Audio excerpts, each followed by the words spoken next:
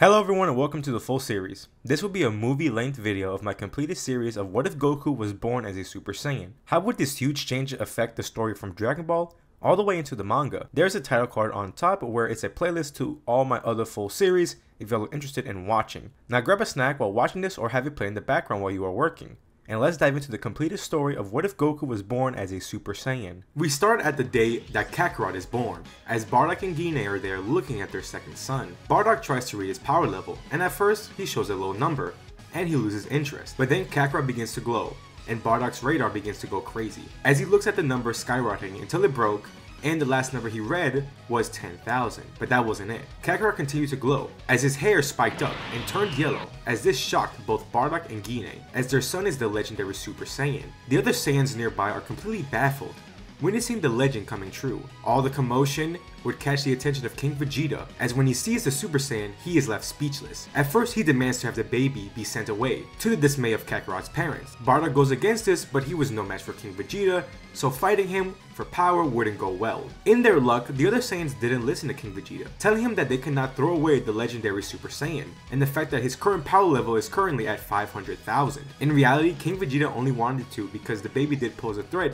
to his royal status, and didn't want that. But Kakarot was their one chance to get out of under Frieza's rule. King Vegeta turns away, not saying anything, besides to keep this as a secret away from Frieza. In turn with this, when King Vegeta learns about Broly, he wouldn't send him away either, but actually have him be close by Kakarot. Bardock and Guinea were relieved, and decided to tell Raditz about his younger brother. Hearing this, he would get a sense of being superior to Vegeta, as his family is related to the Super Saiyan legend, which would get on Vegeta's skin. But he did wish Kakarot was older so that he could have challenged him, but once he heard about his power level, he grew shocked, a power level of 500,000 as a newborn. With this, it motivates not just Vegeta and Raditz, but the Saiyans when they learn about the legend. They all kept it a secret from Frieza and his forces, and even as a race grew together stronger, with this new boost of morale. During the 3 years, the Saiyans gave extra care to both Kakarot and Broly, and their power level grows even more during those years. But the weird thing is that Goku never went back into his base form for the entire 3 years. Then we skip to the original date of the destruction of Planet Vegeta. Frieza is more eager to blow up the planet,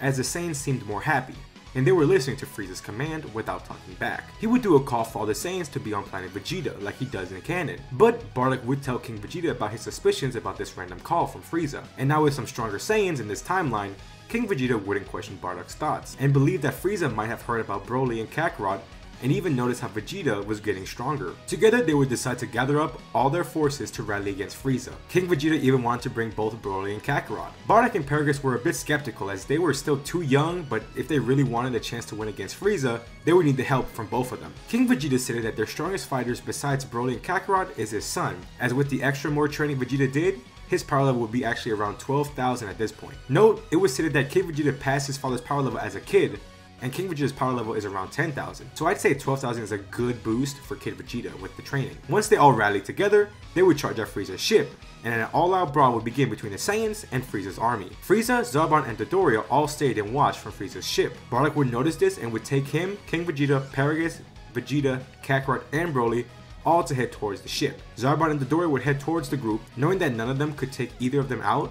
They would create a key orb that would make them transform into the Great Ape, and have both Kakarot and Broly transform into their Great Ape form, with the difference being that Kakarot's Great Ape form is golden, and his power stands at a whopping 5 million. This catches the eye of Frieza, and fear grows in his face, as his nightmare comes to life, and the legend of the Super Saiyan is real. He gets out of his chair, and begins firing at the Golden Ape, but to no avail, with the two Great Apes losing control near his spaceship and destroying the ship. Frieza tries to attack the Great Apes, but is struggling with dodging the attacks since they are impossible to predict. Frieza grows irritated and would transform into his second form, which would shock the Saiyans. But even then, Goku is still stronger in the Great Ape form, and Frieza is being thrown around by the Saiyan apes. While Zarbon and Dodoria are distracted by the two apes, Bardock and Vegeta would take the opportunity to deal a killing blow to both of them, as then that only leaves Frieza. The Saiyans are managing to overpower the Frieza force, and start to take over the battlefield as they watch the two Great Apes fighting against Frieza. Frieza sees that he is getting overpowered, so he would try to transform, but he isn't given the chance to do so with the two apes constantly attacking him, and soon Bardock,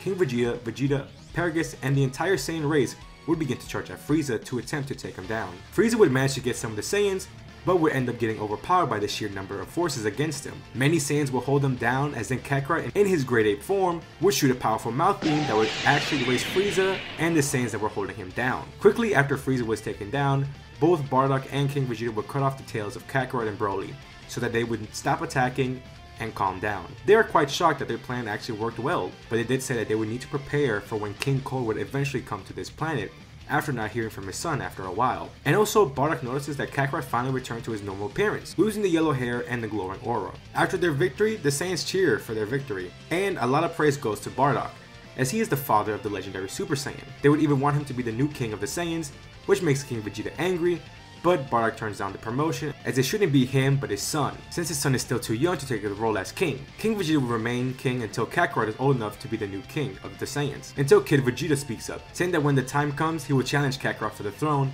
as right now Vegeta sees Kakarot as a rival, and gives Kid Vegeta a goal to pursue as to achieve the transformation of the legendary Super Saiyan, which even his own father is doubtful that he could do, but does feel pride in his son. The Saiyans will actually find some peace for 2 years, and their society actually grows, with the Saiyans becoming more powerful as they begin training to grow stronger. But Vegeta, Nappa, and Raditz would train together, and even get a small group together as they would train with Kakarot and Broly once they turned 4, and 2 other young Saiyans, Vegeta's younger brother Tarble, and a Saiyan that resembled Kakarot. This new group would be Vegeta's crew, as they began training together almost every day. The 3 strongest members of the crew were Vegeta, Kakarot, and Broly. Bardock and King Vegeta would even train with them, but slowly those 3 easily surpassed the 2 adults. Paragus isn't really the type to be a fighter, so he wouldn't train much, but he would keep an eye out on it for his son. The other 4 members of his crew were struggling to trying to catch up to them, but with the training sessions they had with them, they all grew stronger than most of the adult Saiyans. Even though it was Vegeta's crew, Kakarot was the strongest, with even at his base he surpassed Vegeta, as he was able to grow quite quickly compared to the others. With Broly, they notice that he is a quiet person, but once he begins to get riled up, he begins to grow crazy strong. After the 2nd year, he is currently where everyone would be standing in the crew. Kakarot standing at a power level of 20,000, but hasn't tapped back into the Super Saiyan transformation again. Vegeta at 18,000. Broly in a calm state would be at 12,000, but when he begins to get angry, he would go out to 18,000. Bardock and King Vegeta would stand at 14,000, with Nappa at 12,000, Raditz and Turles at 10,000, and Tarbles at 8,000. One day during a training session, a Saiyan soldier would notify everyone that King Cold has made it to the planet. King Cold would land as all the other Saiyans would bow, pretending that things are still normal. King Vegeta and now his 2 advisors, Bardock and Paragus, would show up to a meeting with King Cold, as he suspected something happened with his son, since he hasn't heard from him for 2 years now. King Vegeta would say that he does not know what had happened with Lord Frieza, since he has never shown up for a long time. King Cold looks at the king with suspicion in his eyes, as no doubt Frieza would have told his father about his plans to eradicate the Saiyans, and seeing that they are still here and Frieza is missing, then he has his thoughts. But even then, he knew for sure no one here is strong enough to take out Frieza. Even though King Cold didn't have any evidence that they killed Frieza, he was still angry at them and smirked at King Vegeta, saying that if his son is missing, then he should know how it feels, as he shoots a death beam right through King Vegeta. This shocks King Vegeta and Bardock as they both rush at King Cold, trying to strike him, but he catches their punches rather easily, saying they stand no chance against him. Then suddenly, he spits out blood. All 3 of them are confused as they look down to see Kakarot, in his Super Saiyan form, as he punched King Cold right through the stomach. King Cold was caught off guard, not expecting this, and he walks back kneeling over holding his stomach, as he begins to feel the pain but also fear, as he looks at Kakarot, as he sees nothing but an enraged face, as then he looks over to see a huge power beam heading right towards him, as it goes off right through his head, killing him. As they all look over to see Broly, as they scan his power level, and someone said that his power level is just skyrocketing without stopping. King Vegeta doesn't pay attention to it, as he grabs his son and quickly tries to put him in a healing pod before it's too late. Meanwhile, Bardock and Paragus try to calm them down. They manage to do so before they cause major damage to the planet, but once they arrive at King Vegeta's location, he was on the floor holding his now deceased son, as he succumbed to his injuries. Vegeta's crew is sad about his death, but Tarble, Kakarot, and Broly are affected the most, as they saw Vegeta as their older brother. Bardock tapped on King Vegeta's shoulder, saying that there is a place they could go to try to bring Vegeta back to life. King Vegeta doesn't believe him and tells them all to go away. Bardock, Paragus, and Nappa all get the younger kids to give King Vegeta some space. Tarble asks Bardock if there was really a way to bring back his brother, and Bardock does confirm this. He tells everyone that there is a planet he has been to that has a magical wishing orb that can grant any wish, and they will use it to bring him back to life. He does warn them though that it may be very dangerous, as there is a group that he faced when he first went there. Everyone decided that they wanted to go to aid in bringing Vegeta back to life. Paragus decided to stay on the planet to look after the planet and the king. Bardock and the other members of Vegeta's crew all prepared to head out to Planet Cereal. Where we last left off, the group of Saiyans all started to head out to Planet Cereal. It would take some time, but eventually they would make it to the planet. Now, since it hasn't been a long time since Bardock was here, the planet still looked destroyed. They used their scouters to try to find any living beings, as Nappa would pick up a relatively high power level. Bardock looked upset, saying that the people he encountered here back then are still on the planet. Bardock decided to split the group with him, Turles, and Raditz to head towards the heaters, while Nappa, Kakarot, Tarbles, and Broly would look for the Namekian named Monaito. The group splits up as Nappa's group continues to search for anyone that they could find. With a continued search, they would eventually scout 2 power levels inside of a cave. As they land nearby, calling out the 2 people in the cave. Instantly, a young Granola rushes out, right at Kakarot, trying to strike him, but he manages to dodge the attack and hold down Granola. Monaito rushes out begging for the Saiyans not to harm the boy, but once he looked at Kakarot, he says that how he resembles a Saiyan he knows named Bardock. Nappa tells Kakarot to let go of Granola, and when he does, Granola tries to attack Kakarot again, yelling out that his people killed his mother. But Monaito stopped Granola, and this time around he felt like it was safe to let Granola know the truth, as the heaters were the one who killed his mother, and Bardock, a Saiyan, was the one who tried to protect. Granola was confused but then wanted to take out the heaters,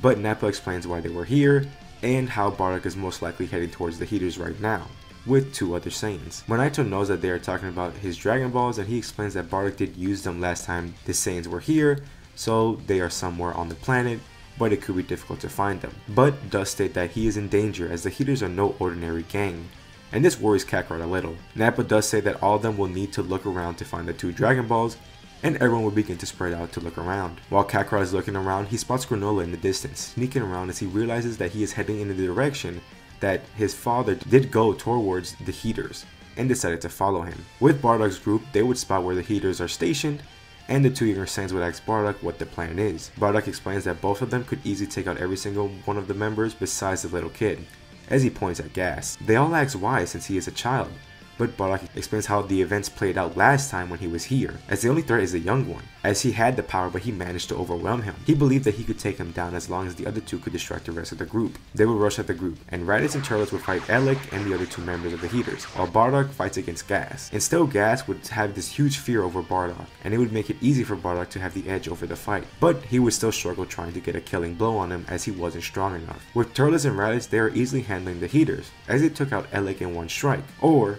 so they thought. When they were busy and not paying attention with the other 2 members, Elec would get back up and shoot a beam right through Bardock's shoulder while he wasn't paying attention. Bardock freezes in pain, and seeing this chance, Gas would use it to start beating on Bardock. Raditz and Turles would see this, and with losing focus on their battle, they too are about to get shot by Elec, until Elec's pistol is shot away with a key blast from Granola. He stands in front of Elec, saying he knows what happened to his mother and he will get his revenge right now, until Granola is slapped away and sent crashing into a nearby mountain by Gas. Elec smiles, thinking that they were all in the clear, until suddenly Gas is sent flying as Elec, for a small moment, sees a bright yellow light go across his face. Kakarot awakened his Super Saiyan form when he saw his father very hurt. He tapped back into the power. Now it would be hard to state how strong Gas was during the time when he fought Bardock, but if he was able to lose to Bardock, I would say at this point in time, he probably would have a hard time fighting a Super Saiyan Kakarot. So, when their brawl begins, Kakarot is easily dealing with Gas, not having much trouble.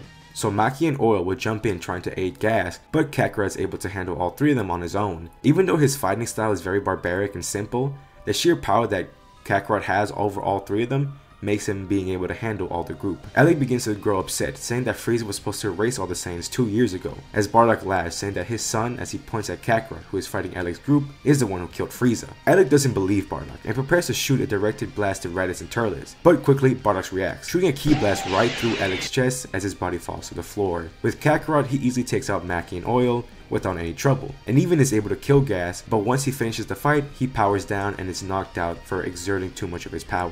Raditz and Turles are both still a bit frozen, not process what they just witnessed, but then Granola returns after being smacked away as he sees Elec's body already dead on the floor. He gets back, yelling at Bardock for taking his revenge as he shoots a ki beam right at Bardock, which launches him back a bit. Then he aims at the other 2 young Saiyans, but then he is kicked away by Nappa, as Nappa prepares to crush Granola until Bardock yells out to stop and to not kill the kid, even threatening to kill Nappa if he does so. Nappa grumbles and lets Granola go, as he tells Bardock that they have found the Dragon Balls, as everyone heads back to the cave Monaito was found in, while Raditz helps his father up and picks up his knocked out brother, and Turles would carry Granola. Once they meet up with the others, Monaito grew worried when he saw Granola beat up, but Bardock told him that he is okay, he's just knocked out, and that the heaters are no more. Monaito would use his healing abilities to heal up Bardock and the others, but Kakarot and Granola remained unconscious. They would summon the dragon, and Bardock would tell Monaito their wish to bring back Kid Vegeta, as the wish is granted. On Planet Vegeta, while King Vegeta is still mourning his son's death, he is shocked to see when King Vegeta is up again and asks his father what had happened to King Cold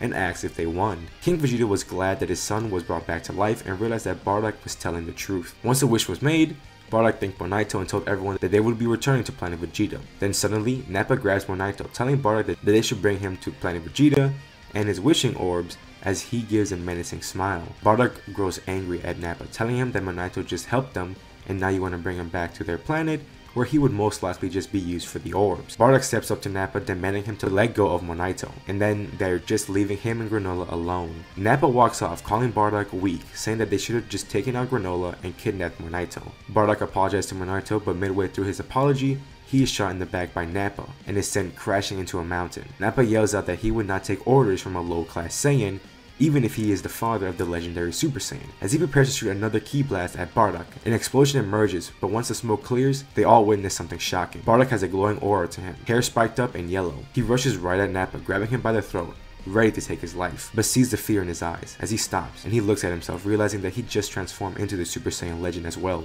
He calms himself down as then he loses the form, going back into his normal base. He gives Nappa a hand and tells him to get the pods ready as they are leaving back to their planet. He looks back to Monaito and thanks him again and apologizes for the commotion. They all fly back to Planet Vegeta, and during the trip, Bardock sits there in his pod thinking about the entirety of this trip. He thinks to himself that they need to change their ways, as he did not like how easily Nappa was willing to kill Granola, who was just a child, and then turn against someone who was willing to help them. He decides that once they return to the planet, he will take the throne from King Vegeta, as he knows King Vegeta would not change his ways for their lifestyle. Once they make it back to the planet, all the Saiyans are cheering for the group and they are greeted by King Vegeta and his now alive son. The younger Saiyans are happy to see him back alive. King Vegeta would bring Bardock to the side and ask what planet did they go to that had the wishing orbs that brought his son back, as he thought since it was a real thing, it could benefit the Saiyans very handsomely, as he too gives off a menacing smirk. Seeing this angers Bardock immensely, as he knows what he needs to do, as he announces that he challenges King Vegeta for the throne of King. This shocks all the Saiyans, as they all thought that Bardock did not want to be king. King Vegeta is taken aback by this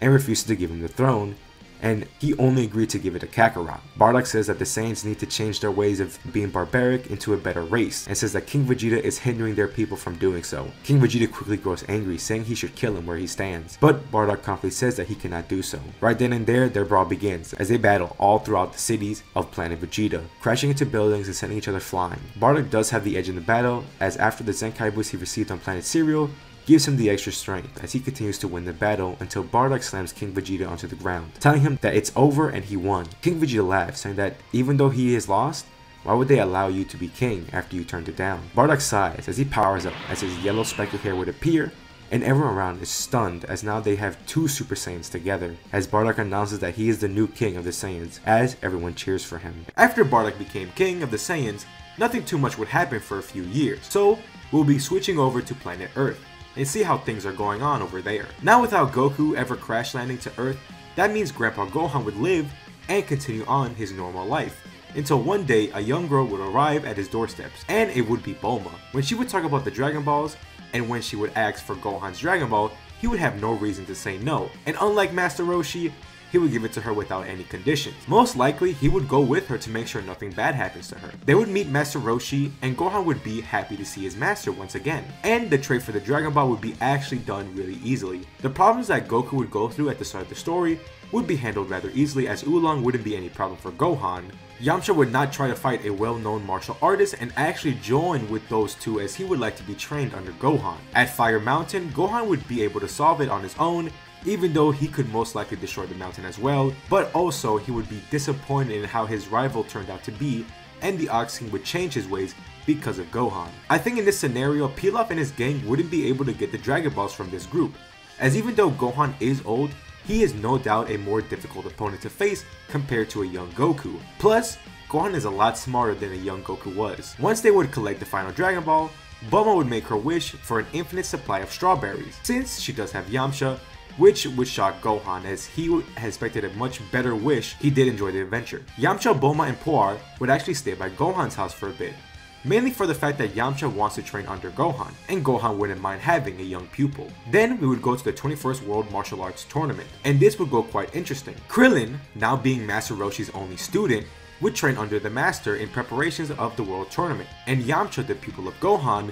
would also be doing the same, as Yamcha wanted to test out his skills. When the tournament arrived, Gohan and Master Roshi would meet, and this is when the gang would meet Krillin for the first time. But this Krillin is a lot less friendly, without the influence of Goku. And an interesting change would be that both Master Roshi and Gohan would enter the tournament under a different name. When the tournament plays out, they end up fighting each other's student, testing them out to see how they would fare. Both Yamcha and Krillin would put up their best efforts against the master martial artists, but in the end, they would both lose against the masters. Both Master Roshi and Gohan knows the true identities of each other, and the old master and student battle would begin for the final match. The fight is amazing, as both fighters showed their skills and experience in combat. Overall though, in the end, Roshi would come out on top, winning the tournament. The lesson they both wanted to teach their students made them motivated to continue their training. The next few sagas dealing with the Red Ribbon Army wouldn't really happen, as there's no Goku to go find the 4-star Dragon Ball, but also that the Dragon Ball has no sentimental value in this timeline. Now this may seem bad, but truthfully it's not, as even if the Red Ribbon Army collected all the Dragon Balls, Commander Red's true wish was to increase his height, so the group managed to dodge a bullet there. We really would just skip on to the next tournament, where the group would meet once again. And during the time jump, Krillin and Yamcha have improved a lot and even grown to be rivals to each other. Roshi and Gohan would enter the tournament once again, even though these 4 fighters would go into the tournament and most likely are a bit stronger than the canon version of themselves. None of them would be able to beat Tien, and Tien never gets that character change without Goku around. Yamcha and Krillin were a bit defeated, losing in the tournament again, but their masters wouldn't be disappointed in them. Good thing here is that Krillin actually gets spared and never has to go back and get killed by Tambourine. They would all head back and stay around the Kame house, where in the news they would see that the martial artists are being killed by green monsters, and instantly both Roshi and Gohan know what is going on, as they would rush off, but their students would follow suit, not wanting them to leave their masters behind. Most likely, almost every fighter would be killed when the group would arrive, and they would try their best against Tambourine and Drum. It was a hard battle, but they did have aid from Mercenary Tao, Tien, Chaozu, and Master Shen. Even though none of them liked working together, it was the only chance they would have to stop Demon King Piccolo. But once they defeated his children and got to King Piccolo, it was far too late, as he used the Dragon Balls to wish back for his youth, and then killed Shenron. At that point, it was over for the fighters, as they each would try their best to fight against King Piccolo, and would even try the Mafuba technique, and every trick in the book that they had. But no one was strong enough to stop Piccolo, and would all fall to him one after another. King Piccolo would rule over the world with an iron fist. It would take some time, but eventually Bulma and Puar would come to the conclusion that all their friends had perished, and would be upset for some time. The only opposing force to King Piccolo would be the Red Ribbon Army, and they would try everything to take him down. A lot of their forces would be taken out by Piccolo until they came down to the scientists of the Red Ribbon Army to make androids to fight against Piccolo. Time would pass and we would jump a few years to see Dr. Gero, as he is currently building the strongest android he can, but he isn't doing it alone, as he is getting help from Bulma. Now Bulma and the group never learned about the Red Ribbon Army, so they would not know that they are a bad group. But even if she did, they were the only hope that the planet would survive. So either way, I would see her joining to help create these androids to save the planet. Now Dr. Gero would have been watching King Piccolo to get as much data as possible to put into this android. The android that they built would look a lot like Android 16, but probably would be called 16. No doubt this android would not be anywhere near the power scaling of the original androids, but he would pose a threat to King Piccolo, as when they would clash against each other, Android 16 was powerful and King Piccolo was confused, not understanding how strong this opponent is. They were close to evenly matched, and King Piccolo would plan to just tire out 16, but soon realized that he was growing tired and Android 16 wasn't breaking a sweat. And at that point, the battle was over, as when Android 16 would tire out King Piccolo, he would kill him and finally bring the world at peace. Eventually, everyone is happy that the world was free from King Piccolo's rule, and would work on rebuilding civilization. One day when Bulma was tinkering with Android 16, she is met by Mr. Popo, as he introduces who he is, and explains how the planet is not truly fixed until they get another guardian of Earth. He would tell her the entire backstory about Kami and Piccolo,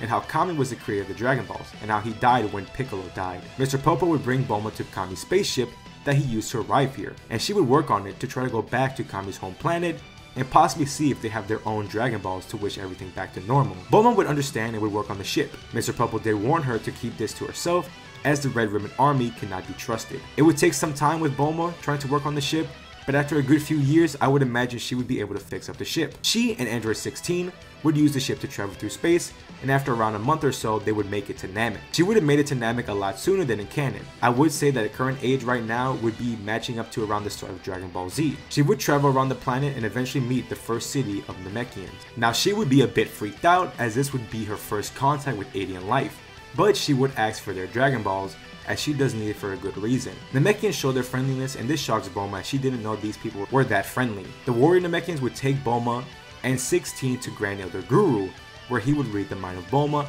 and learn about all the events that happened on Earth. He would apologize for all that she had gone through and would allow her to use the Dragon Balls, and with the help of other Namekians, they would collect all the Dragon Balls quickly. With the 3 wishes, she would wish for Yamcha and Krillin to be brought back to life, and for the Earth to be rebuilt before Piccolo destroyed it all. She would thank the Namekians for their help, and before she left, Guru would give her a Namekian to be the new guardian of her planet, and have their own set of Dragon Balls. Now it wouldn't be Dende, as he would be far too young at this point, but another Namekian who is like a teenager, and we'll call him Bass, to honor the other names of King Piccolo's son. She thanks them for all their help and would head back to Earth. Once she arrives, she is reunited with Yamcha and Krillin, and is happy to see them once again, as it's been some years since she has seen them. She tells them that they will have their own Dragon Balls again, and they could wish back Gohan and Master Roshi, but they told her the message that they both told them when they realized they were brought back to life, and realized that they decided not to return and to stay in the other world, as their time has come and it was now their time. This saddens Bulma, but she understood why. Yamcha and Krillin then said that they grew so much stronger when it came to training in the other world. They were in the other world for 8 years, so they did a lot of training,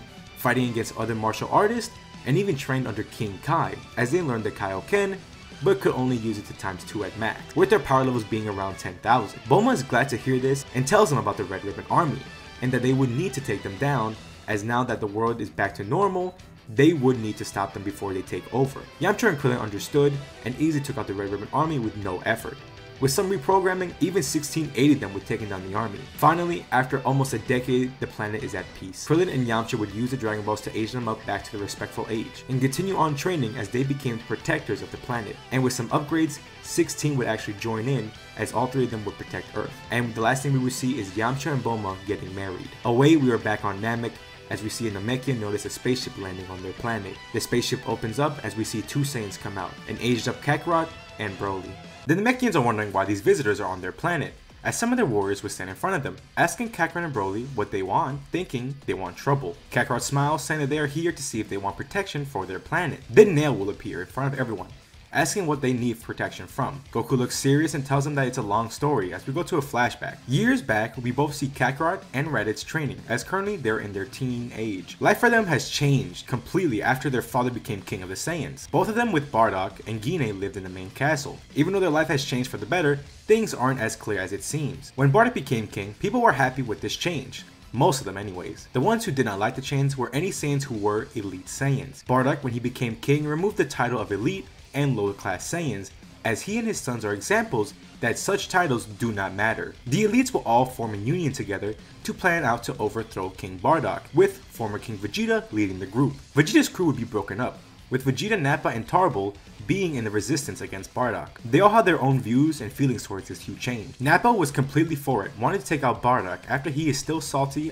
on how Bardock stood up to him back on planet Cereal. Meanwhile, Tarbell was against this, thinking it was wrong and did not want to fight amongst their own race, but only joined because his family did. Vegeta was somewhat in the middle. He wanted to take back the throne and best Kakarot, since he still views him as a rival, but doesn't want to do it in a cowardly way, but to show to everyone that he is stronger than him. King Vegeta would force Vegeta, Tarbell, and Nappa to train to the extreme, as it would be up to them to become the strongest and even attempt to achieve the Super Saiyan transformation. Every day for years, they would train and fight to the brink of death to abuse the Zenkai boost that the Saiyans would get. Tarbell and Vegeta did not like the way they are growing stronger, as they find it not right and cheap. Meanwhile, with King Bardock, he would try his best to change the ways of the Saiyans, trying to make them more into protectors rather than invaders, to change their ways, but it was hard as Saiyans still thirst for battle. And then that's when Bardock would get the idea of making the Saiyans something like space mercenaries, as they would fight the bad people, but also protect the innocent. While they were growing up, Bardock heavily influenced Kakarot, Raditz, Turles, and Broly to be more tame Saiyans,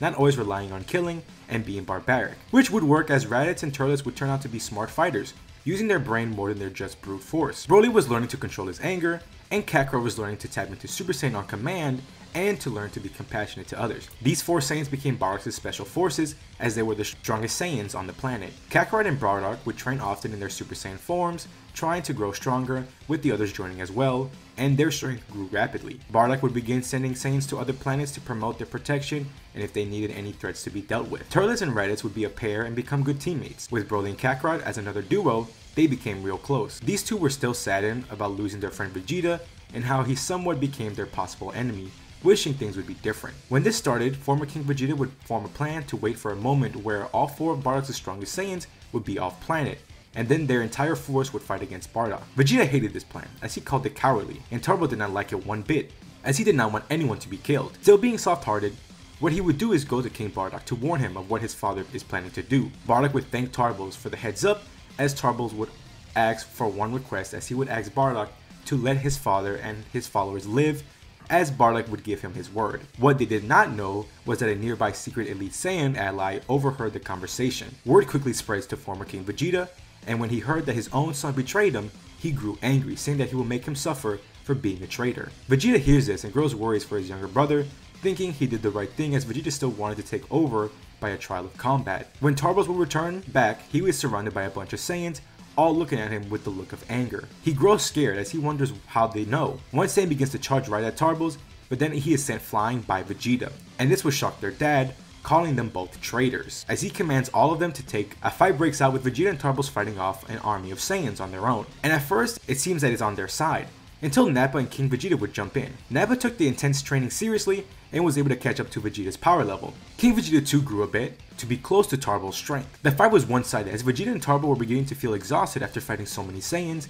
and so it left Nappa and King Vegeta able to beat them. It would be to the point where Turbo and Vegeta were beaten badly and bloody, as Vegeta was holding an unconscious Turbo. King Vegeta would prepare an attack and shoot it right at Vegeta as a huge explosion erupted, as King Vegeta believed them to be dead. But he was wrong, as Vegeta, at the brink of death, managed to survive and sneak off barely conscious, carrying his brother to the one place he knew that they would be safe. Bardock would gather his sons and the 2 other Saiyans and tell them about King Vegeta's plan and tell them how they will counteract his plan to stop him from doing any irreversible damage. Suddenly, while they were discussing, a door busts open as they all look over to see an unconscious Turbo and a bloody Vegeta, as they both collapse. He tells the others to quickly bring them to the healing pods as he goes to pick up Turbo's. While he rushes him over, Turbo would weakly say to please not kill his father, as Bardock still promises that he will not resort to that. Once they got him into the healing pods, Kakarot would ask what they would do now as he looked at his father angrily, and his hair began to spike up. Bardock tells him to calm down and to stay by them in case they need anything, as he will go deal with it. Once he closes the door and begins to walk away, Bardock starts to lose his composure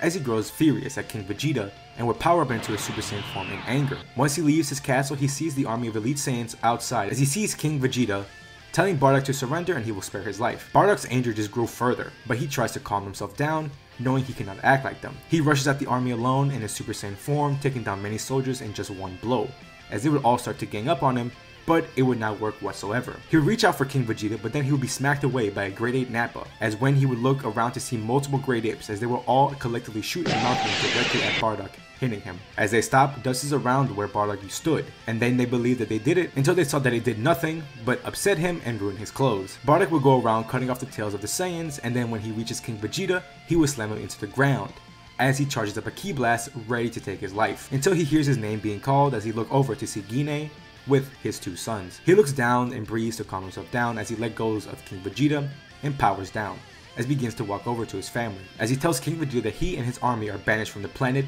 as they are no longer welcome here, but his sons will stay here. King Vegeta gets up scoffing, telling him that he doesn't want those traitors and that he better keep up with his training as this is not over. The Elite Saiyans would all leave the planet and look for a new planet to live on. Bardock would apologize to his sons on what they saw from him and thank them for keeping him in check. They would go back to the pods to check on Vegeta and Turbo, and once they would wake up, they would hear the news about their father. Turbo is sad but thanks Bardock for not taking his life and for saving them. Vegeta remains silent and would just leave without saying a word, as Kakarot would try to talk to him, but Bardock said to just leave him be. After that event, years would pass on and they would continue to train to grow stronger, and eventually both Goku and Bardock would learn to control their Super Saiyan form, and Vegeta has not been seen or heard from ever since that day. We finally pan back to the present day of the story. Kakarot would tell the Namekians about the other Saiyans, that they are the evil ones and they possibly know about the magical wishing orbs that they have, and could one day take them for the wrong reasons. Nail grows suspicious of how these Saiyans know about the Dragon Balls. They stay on guard and possibly think about fusing with all the Namekian warriors to take down this potential threat. The Saiyans began reaching out their protection to other planets, and their presence will be largely known more and more throughout the universe, with catching the attention of some other forces. We pan over to the Galactic Patrol, as they are worried about this new era of Saiyans and still believe them to be up to no good. Jocko of the Galactic Patrol will be very worried about this and would go to Earth to warn Bulma and Tights about the situation. Once they arrive to Earth telling them about the Saiyans, they most likely are up to no good, and would say that 2 of them are currently on planet Namek. And hearing this, Bulma grows worried, saying that they have to go help them, so she would get the 3 Z fighters and have their new Namekian guardian, Bass, to get the Dragon Balls, as they would need to make a wish fast. As Yamcha, Krillin, Jocko, and Android 16 all prepare to head to Namek to protect them from these Saiyans. So the Z fighters teleport to planet Namek and instantly feel the ki of the Saiyans, and quickly they grow slightly worried. Yamcha can sense how powerful their energy is compared to what he and Krillin have. Even with Kaioken, they would stand no chance, but they do not back down. Arriving to where everyone is at, Yamcha, Krillin, 16, and Jocko would all jump in to attack the Saiyans, letting the Namekians know that they are not to be trusted. Hearing this, Nail would fuse with 3 nearby Namekian warriors, boosting his power level from 42,000 to roughly 120,000. There is no multiplier based on Namekian fusion, so I am going off only by estimate. After this fusion, it would make Nail slightly stronger than Broly, as his power level is around 90,000 in his calm state. He doesn't really want to tap back into his rage state, as he isn't able to control it fully. Even though alone Nail can handle Broly, the other 4 fighters are having a tough time against Kakarot. In base alone, Kakarot's power level is around 100,000, so now it makes his Super Saiyan state at 5 million. Kakarot usually tries to stay in a Super Saiyan form as long as possible, and would train in this form as well, so the growth would decline a bit since Kakarot and Bardock wouldn't have thought about training in their base form yet. Kakarot easily handles the 4 opponents that he is facing. Yamcha and Krillin are upset that no matter what they throw at him, nothing is working. Jocko would manage to strike Kakarot using a cheeky move with his pistol. It wouldn't do much to hurt him, but it did annoy him. Seeing this, Krillin and Yamcha decide to use their techniques in order to outsmart Kakarot.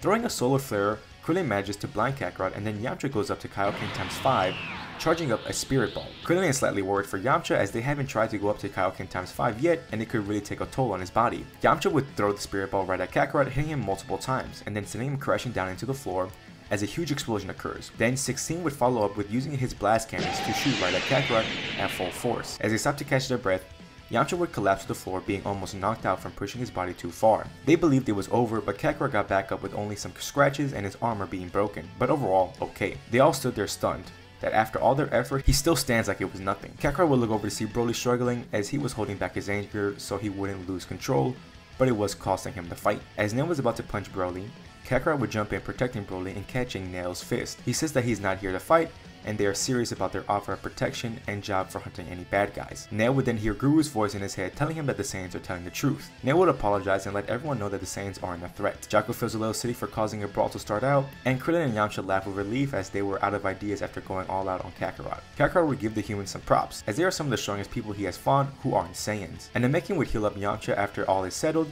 and they would all go meet Elder Guru. The Saiyans would explain their proposal, and Guru would end up accepting the offer of protection after learning that Kakarot is telling the truth, and would even unlock his and Broly's potential. With the Earthlings for showing bravery and willingness to protect a planet that isn't their own, Guru would also unlock the potential of theirs as well. Kakarot and Broly would get a huge increase in power, as both of their potentials is no doubt huge. Krillin and Yamcha would see some gain in it as well, bumping their power levels up to 60,000. After all was said and done, Kakarot would also offer the same to the Earthlings planet. At first, they did reject the offer, saying that they could handle it, but quickly remembered how they were not even able to handle the likes of Kakarot, so they quickly did accept it and even offered to invite them to their planet, and maybe do some training. Each group had something to offer to the other, so they had no problem stopping by on Earth for a while. They would use the Namekian Dragon Balls to wish them all to planet Earth, and Jocko would actually go back to the main base of the Galactic Patrol to notify everyone that the Saiyans led by King Bardock are the Saiyans to be trusted, but the Saiyans led by King Vegeta are the troublesome ones. Once they arrive on Earth, Bulma is caught off guard on why the Saiyans are here on Earth,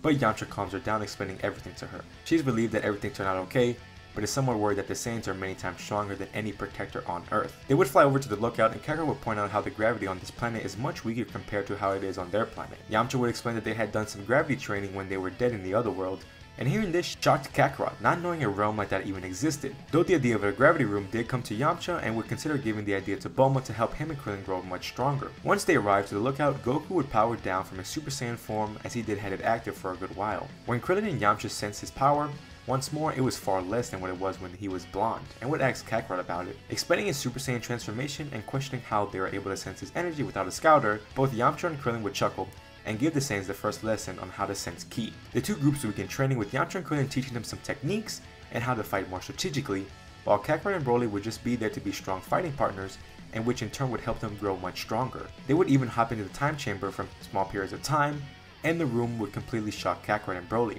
with how much training they could get done in a small amount of time. Kakarot would also notice Boss, the new guardian of Earth and the owners of Earth's Dragon Balls. Learning about this planet's Dragon Balls, Kakarot would grow worried for this planet, as if it's found out that they have these wishing orbs would make them a target for the elite Saiyan faction of their race. He would ask if they were the only strong fighters on the planet, and they would say that they're the only ones on the planet. Kakarot doesn't doubt that they could be stronger than any Saiyans under King Vegeta's rule. As long as none of them achieve Super Saiyan, they would easily be overpowered with the sheer number of forces that King Vegeta would have. Kakarot would decide to stay a bit longer, as all 4 of them would continue training to try to get them to grow as strong as possible, but eventually they would need to leave. He does tell the other 2 to continue training, as even though he doesn't know how much stronger the other Saiyans have gotten, they keep Dragon Balls close to them at all times, and if they need assistance with any evil force, or if the other Saiyans arrive on this planet, to which him and Bardock to this planet. They would thank Kakarot for all his help and heads up, as this gives them motivation to train even harder, as seeing how strong Kakarot is would make them push even further, as Kakarot and Broly would say their goodbyes. We would hop over to Raditz and Turles and Tarbles, as they would go around planet to planet offering their services until they land on a planet that was completely in ruins. The planet looked completely dead, as if it was sucked out of all life that it had. They adventure around trying to figure out what happened,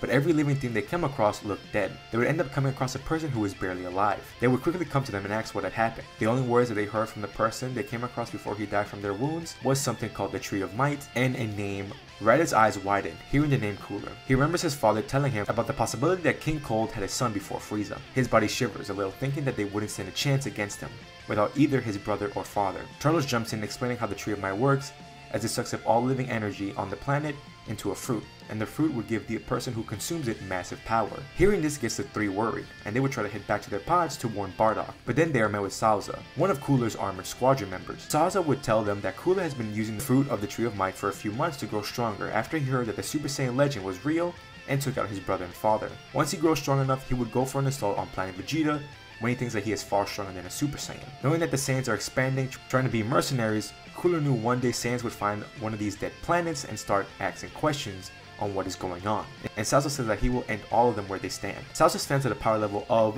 170,000, with Raditz and Turles at 60,000 and Tarbles at 40,000. So together, they can almost match up with him, but it would not be an easy fight. Tarbles and Raditz would try to use teamwork to overpower Salza, but even then, still struggles a little with trying to overpower him. Tarbles comes in trying to balance out the fight, but he is hindered as he still does not like fighting. But if they want to survive, they would all need to pull their weight. All 3 of them try to attack him, and he begins to favor their side, as Salza is struggling to defend himself from the 3 Saiyans. They know that they cannot beat him yet, and if they don't try something else soon, they might be done for. So that's when Turles and Raditz would decide to transform into their Grade 8 form, and this would give them a big power boost. They go on to attack, trying to hit Salza, but he manages to dodge all the attacks, and would even cut off the tail of Turles. And when he sees Tarbles, he shoots right for him, aiming to take him down, but then Turles shows up right in front of him as he grabs Salza and flies right towards Raditz's hand, as he would grab a hold of Salza, and proceed to crush his body, rendering him useless. Raditz would then return back to his normal state as they surround Salza. He would just laugh, saying that they will stand no chance against Cooler, even with the power of the Super Saiyan, as he spits out blood. Raditz doesn't want to hear this anymore, and would shoot a key blast to erase Salza completely, but he did remain with a nervous look on his face. Afterwards, they would quickly head back to their space pods and return to Bardock to warn him of the possible threat of Cooler. We finally pan over to Vegeta, as he has been gone for quite some time. When he left the planet, he needed time to think. He didn't know how to feel, as he was basically disowned by his father. A part of him started to hate that he was from royalty. He was hated by them and most people that stayed on Planet Vegeta, so he felt like he was alone. He felt like he had no place, so he would wander around the galaxy just being a nomad. He would start from planet to planet, fighting any battles he could. Even though he did it just to get some fighting in, he would in turn save some planets and people would consider him a hero, but he never stayed for too long for the praise. He would even land on some Frieza planets to destroy everything and everyone to bring back freedom to space. He didn't do it for good intentions, but he needed to release some anger and wanted to continue to grow stronger. He had some close battles where he almost perished, but he always managed to come out on top. He continued to grow stronger throughout the years, and at this point he even got to the power level of 120,000. Being alone started to get to him a little, but he continued to push onwards. His main goal was wanting to achieve the Super Saiyan form, but just for himself. He didn't care about the throne or making his father proud, but he just wanted to grow stronger. He still wanted to challenge Kakarot to see who would come out on top. One day on a planet he was staying on, he sees a ship landing down as he would go closer to see who it was, as he spots Cooler with 2 of his minions, and this shocks Vegeta. learning about Frieza's brother. He remains hidden to see what is going on, as he would overhear that they are planning to destroy Planet Vegeta and kill the legendary Super Saiyan. This surprises Vegeta, as he would want to head back to warn Bardock and the others, but then he is caught by Dore and Nez as they scan him with their scouters. Vegeta had no choice but to fight. Alone and much weaker than the two, he is beaten brutally, almost to the brink of death, as they would send him flying with a ki blast that causes a huge explosion and bury Vegeta in a massive pile of rubble. They would presume him dead and would notify Cooler. They would plant a tree and gather the fruit and would then leave to another planet, but just in case, Cooler shoots a beam to the planet's core as the planet would begin to erupt. Vegeta would wake up and slowly move the rubble that's on him. He sees how the planet looks dead and about to explode, so he quickly tries to run over to his pod. His injuries make it difficult to get there, but he would manage to do so, but would pass out when he puts in some coordinates to get out of the planet. But he manages to leave in the nick of time. Some time has passed since the last part, and all the Saiyans would have returned back to Planet Vegeta, as Raditz, Turles, and Tarbles would tell Bardock, Kakarot, and Broly about the threat of Cooler and his armored squadron. This news slightly worries Bardock, as even in their current state, he doesn't think that they stand a chance against Cooler, especially if he is working on growing stronger than all of them. Kakarot jumps in, telling everyone about their visit on Namek and Earth, and how they have some strong fighters, and maybe if they can all gather their forces and prepare for Cooler, they could stand a chance to fight against him. Bardock likes the idea, but they cannot have the strongest people leave the planet all at once. He decided that it would be best for either him or Kakarot to stay on planet. At least one Super Saiyan needs to remain here in case Cooler decides to attack soon. Bardock decides to stay with Raditz and Turles, and they would gather up their forces on planet and prepare for everyone for when Cooler would arrive, and would send Kakarot, Broly, and Tarbles to gather the fighters and prepare them to face off Cooler. Bardock then remembers Granola and Monaito, as he would send Turles to go grab these two, especially since Granola could be a helpful ally. Raditz would ask if he should go with Turles, but Bardock told him to stay. Kakarot was born as a Super Saiyan, and he ended up transforming into one, so he believed that Raditz should be able to achieve the Super Saiyan form, as he believed that maybe their entire family is able to become the legend, and would begin to heavily train Shred to see if he could achieve the form. They would wish each other good luck and would head off to their own mission. While everyone went off to their assigned planets, the training between father and son began. Bardock was harsh on the training, wanting to make Raditz achieve the form as soon as possible, as any sparring matches they had, Bardock was in his Super Saiyan state. The gap in power was immense, with Raditz standing only at 65,000, while his father's in Super Saiyan was at 2 million. Raditz couldn't even hurt his father, but would be taken down in 2 hits. But the more they trained, the more Zenkai Raditz would get, and he would grow quickly. And in a month's time, he boosted his power level to 80,000. But still no luck with tapping into the power. Bardock would keep pushing Raditz into a corner, trying to make him explode in anger, the same way that he did when he tapped into the power, threatening him, saying that if he doesn't tap into the Super Saiyan power, that everyone could be killed, and saying that he is his first son and he would most likely take the throne after him, but he must prove himself worthy of doing this. With all this pressure and motivation on Raditz, he begins to train even harder. With addition to training with his father, he also was in charge with training all the other warrior Saiyans in order for their army to grow stronger for when Cooler would arrive on their planet. Some months would pass on as we would pan over to Turles as he would arrive on his planet Cereal, but his facial expression quickly changes into one of shock as the planet looked completely destroyed. He flew all around the planet trying to find anyone, but all he found was destruction, even a city that looked newly built. He was very worried, thinking that Cooler had already taken out Granola and Monaito. He would fly around to where they found him the first time he came here. He would use his scouter to try to locate Monaito, but wouldn't scan anything and would think that they are gone, until he hears quiet footsteps approaching him. As he looks over to see Monaito, Turles quickly goes over to him asking what had happened. Monaito explained that a few months ago, Cooler and his 2 goons arrived on the planet and grew some sort of tree, and the planet began to slowly lose its life, and Granola would begin to notice it. Once he would notice something going on, he would go out to look around and see what is going on. During the time from when we first met Granola as a kid till now, it's been close to around almost 2 decades since then. And with what he saw from the Saiyans as a kid, he would focus his life to train to grow stronger. Now, being the only real fighter on the planet, he didn't have any training partners to grow stronger in a faster way, so his overall strength didn't grow crazy strong. His techniques, though, made up for his lack of power. He wouldn't be as good as when we see him originally in the manga, but no doubt he is pretty decent with his abilities. He would end up meeting with Cooler and his 2 other members of his armored squadron. Seeing how weak Granola is, he paid no mind to him and just sent Nez to kill him. And the fight begins. At first, Granola was struggling to stay alive, as their fight would be pushed into the new city that was being built on the planet. Granola would try his hardest to try to fight away from the city and the innocent, but it was not possible and Nez would continue destroying the city. Granola would get angry, as he would try to hit Nez, but he was fast to dodge a lot of the attacks, as then he would calm down to focus more on his attacks. And with some luck on his side, he managed to strike Nez at a vital point, which paralyzed him and rendering him useless. And at the shock of Dore, seeing how weak this guy was able to take down Nez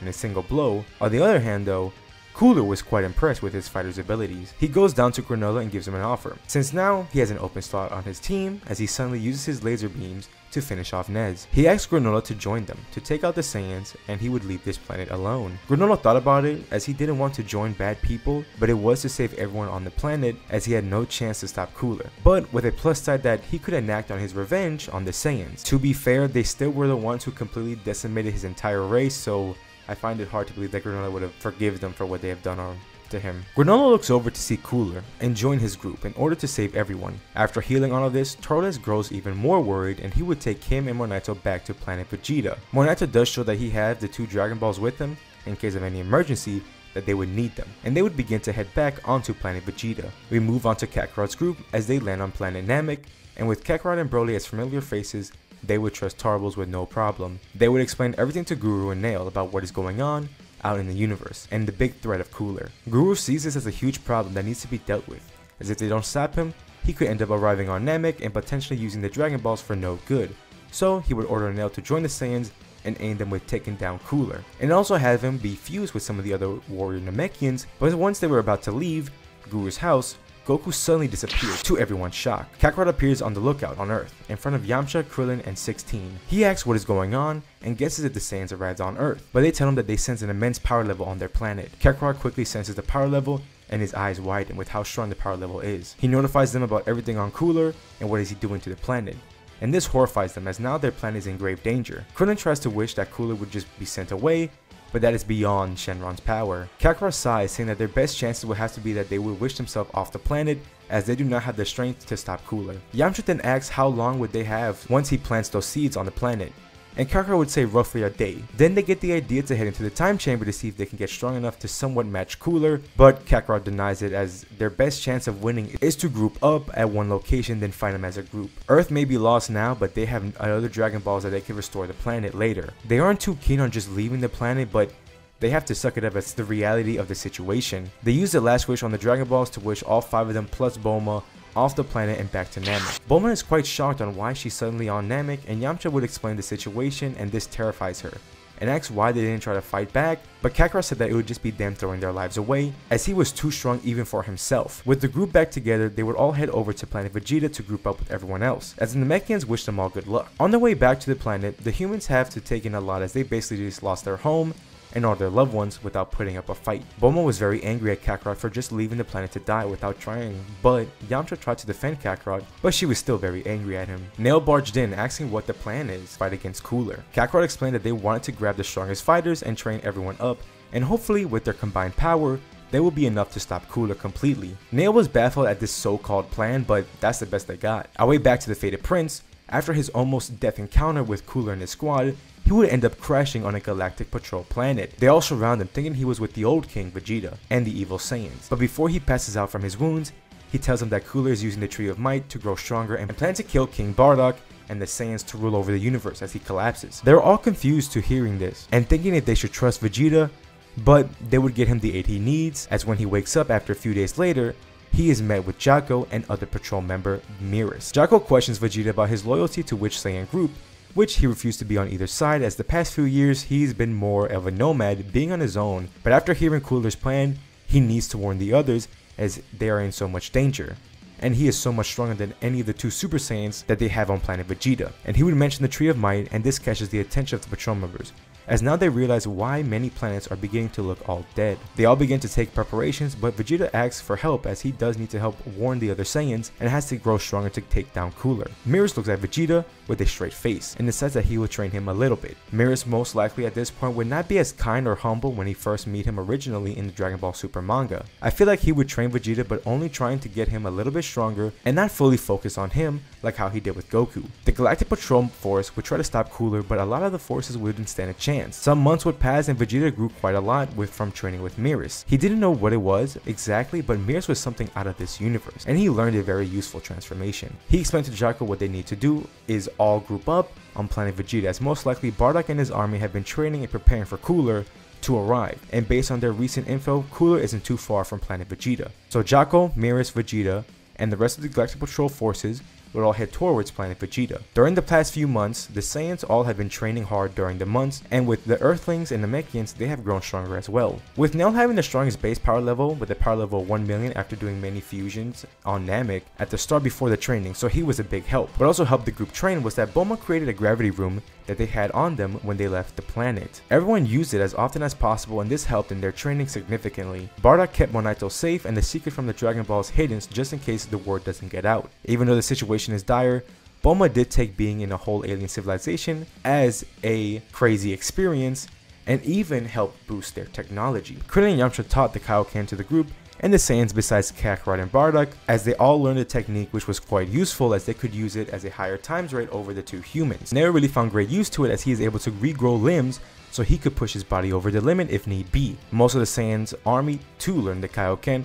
After months of intense training, here are the power levels of everyone. Kakarot being at the strongest with his base being at 2 million, so 100 million with his Super Saiyan state. Bardock at 1.5 million, making his Super Saiyan state at 75 million. Nail at a base power level of 5 million and being able to go up to Kaioken times 20, and if need be 50 for a short time. He trained a lot with the Super Saiyans, so his base would be the strongest compared to everyone else. Broly would be near Bardock at a base of 1.5 million, and could use Kaioken times 5. Turles and Raditz was stand at 1.25 million and could use up to Kaioken times 3, with Tarbles, Yamcha, and Krillin standing at 1 million, while Tarbles can go to Kaioken times 3, but the other dudes can manage to reach up to times 5. Now with Android 16, Bulma would be studying the fighters to collect data for 16, and would be upgrading him throughout time for him to grow stronger and manage to have him at the same strength as Nail when he would be at Kaioken times 20 as a base. Everyone would continue to train up, but Bardock would still slightly be worried that even after all the training, it would not be enough to stop Cooler. He would go to Paragus and try to create a backup plan if things don't go their way. Paragus would bring up the idea of using the Dragon Balls to use the power of the wishes on their side. They would bring in Monaito to ask him if there is a limit to the wishes. Monaito would tell them that some wishes could not be possible based on the strength of the dragon, but most wishes should be possible, and he would ask Bardock what would his wish be. Bardock would say that it could be a stretch and might not be possible, but before he could say his wish, Raditz and Kakarot would barge in telling him that Cooler's ship has been spotted and he hasn't come alone. Bardock would rush out cursing as they thought they would have some more time, but once he looks up at the sky, he sees Cooler's ship with the remaining Frieza forces if they want to avenge their dead leader. Bardock looks up to see Cooler and the remaining Frieza Force soldiers all rushing down to Planet Vegeta. Immediately, Bardock would shout at the Saiyan warriors to fight off the soldiers. Bardock prepares to face off Cooler alone, but Nail stops him, saying that they all need to fight him together as his power is far beyond anything they have come close to, even if they push themselves to their absolute limit. The gap will still remain big. Yamcha is worried for Bulma's safety and would ask 16 to bring her and Monaito someplace safe away from the battlefield. But then Bardock looks up to also see Granola next to Cooler, and even Granola would catch a glimpse of Monaito and he grows worried seeing his friend on this planet,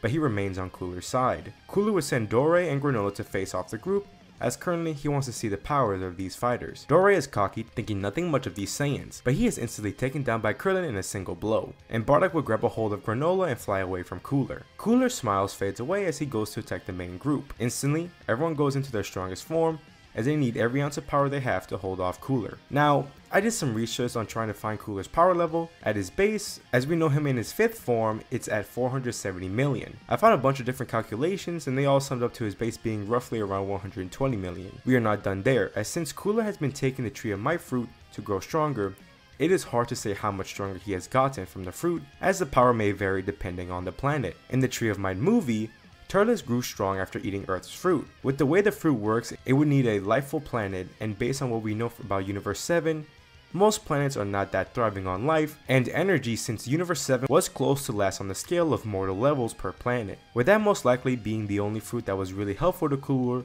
was on the one on Earth. If I had to throw a ballpark guess on Cooler's power level, now I would say it's around 250 million on his base, with his new power level being when he transformed would be at 1 billion, since the calculations show that his transformation is close to 4 times the multiplier. Kakarot in his Super Saiyan form, he would attack Cooler, but even in this state he is no match for Cooler, and he would begin beating on Kakarot. Nail goes up to Kaioken times 20, with his power level matching Kakarot's, also at 100 million. Together they could put up a good fight against Cooler, but the others would join in as well, not wanting to give the chance to Cooler to get an upper hand. Now Cooler would be getting pushed back as he is slowly being pushed back by all the fighters jumping him. With Bardock and Granola, he would ask him why he would join the monster, as Granola explained that he wanted revenge on the Saiyans from the destruction of his race. And since Cooler wanted to do the same, he had no problem joining them, and it was also to protect his planet from getting destroyed. Bardock tries to explain to him that the Saiyans only did that because of Cooler's brother, as he made them to so they could sell the planet. Granola did not care as he still wanted to act on his revenge against the Saiyans, and said he would start with their king,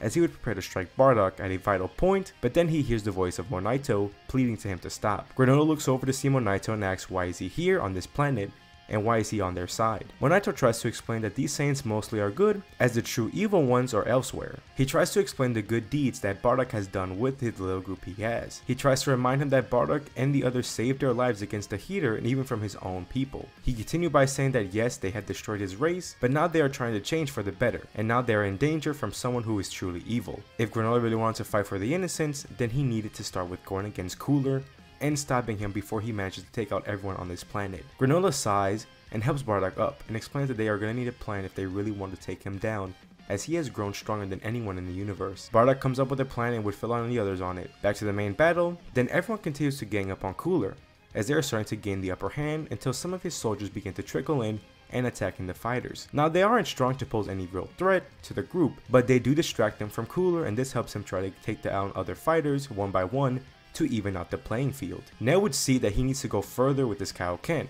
It may destroy his body completely, but they really have no other choice as Cooler is too strong. He begins to power up further as his body begins to bulk up. He is lucky that his body can expand, as if it was anyone else, their body would most likely explode. With this new huge burst of power, he begins to brawl it out with Cooler, and now he is on the same level of him, but he tells the others he isn't too sure how long he could hold them back, so in the meantime, they need to think of something fast. Kakarot will look over to Krillin and Yamcha, asking if they have anything under their belt, and Krillin says that he may have something that could work, but he would need to pull off a solar flare to blind Cooler. They all try to aid Nail in battle, but they are all sent away easily, until Cooler looks at Krillin rushing him, and he would use a solar flare to blind him, and it will work on Cooler, as he is blinded temporarily. But instantly Cooler begins to shoot ki blasts all over the place, which would make Krillin's aim with his Destructo Disc off balance as he throws it, trying to slice Cooler in half, but would aim it too low as he would miss him. Cooler would be able to see again and grow angry as he would shoot a death beam right through Nail as he is sent crashing down, and will grab a hold of Krillin and crash him right into the rubble as he prepares to end Krillin. Until he hears his name to look over to see Granola with Bardock saying he brought the King of the Saiyans to be killed by him. Cooler says he would kill him once he takes out this little human,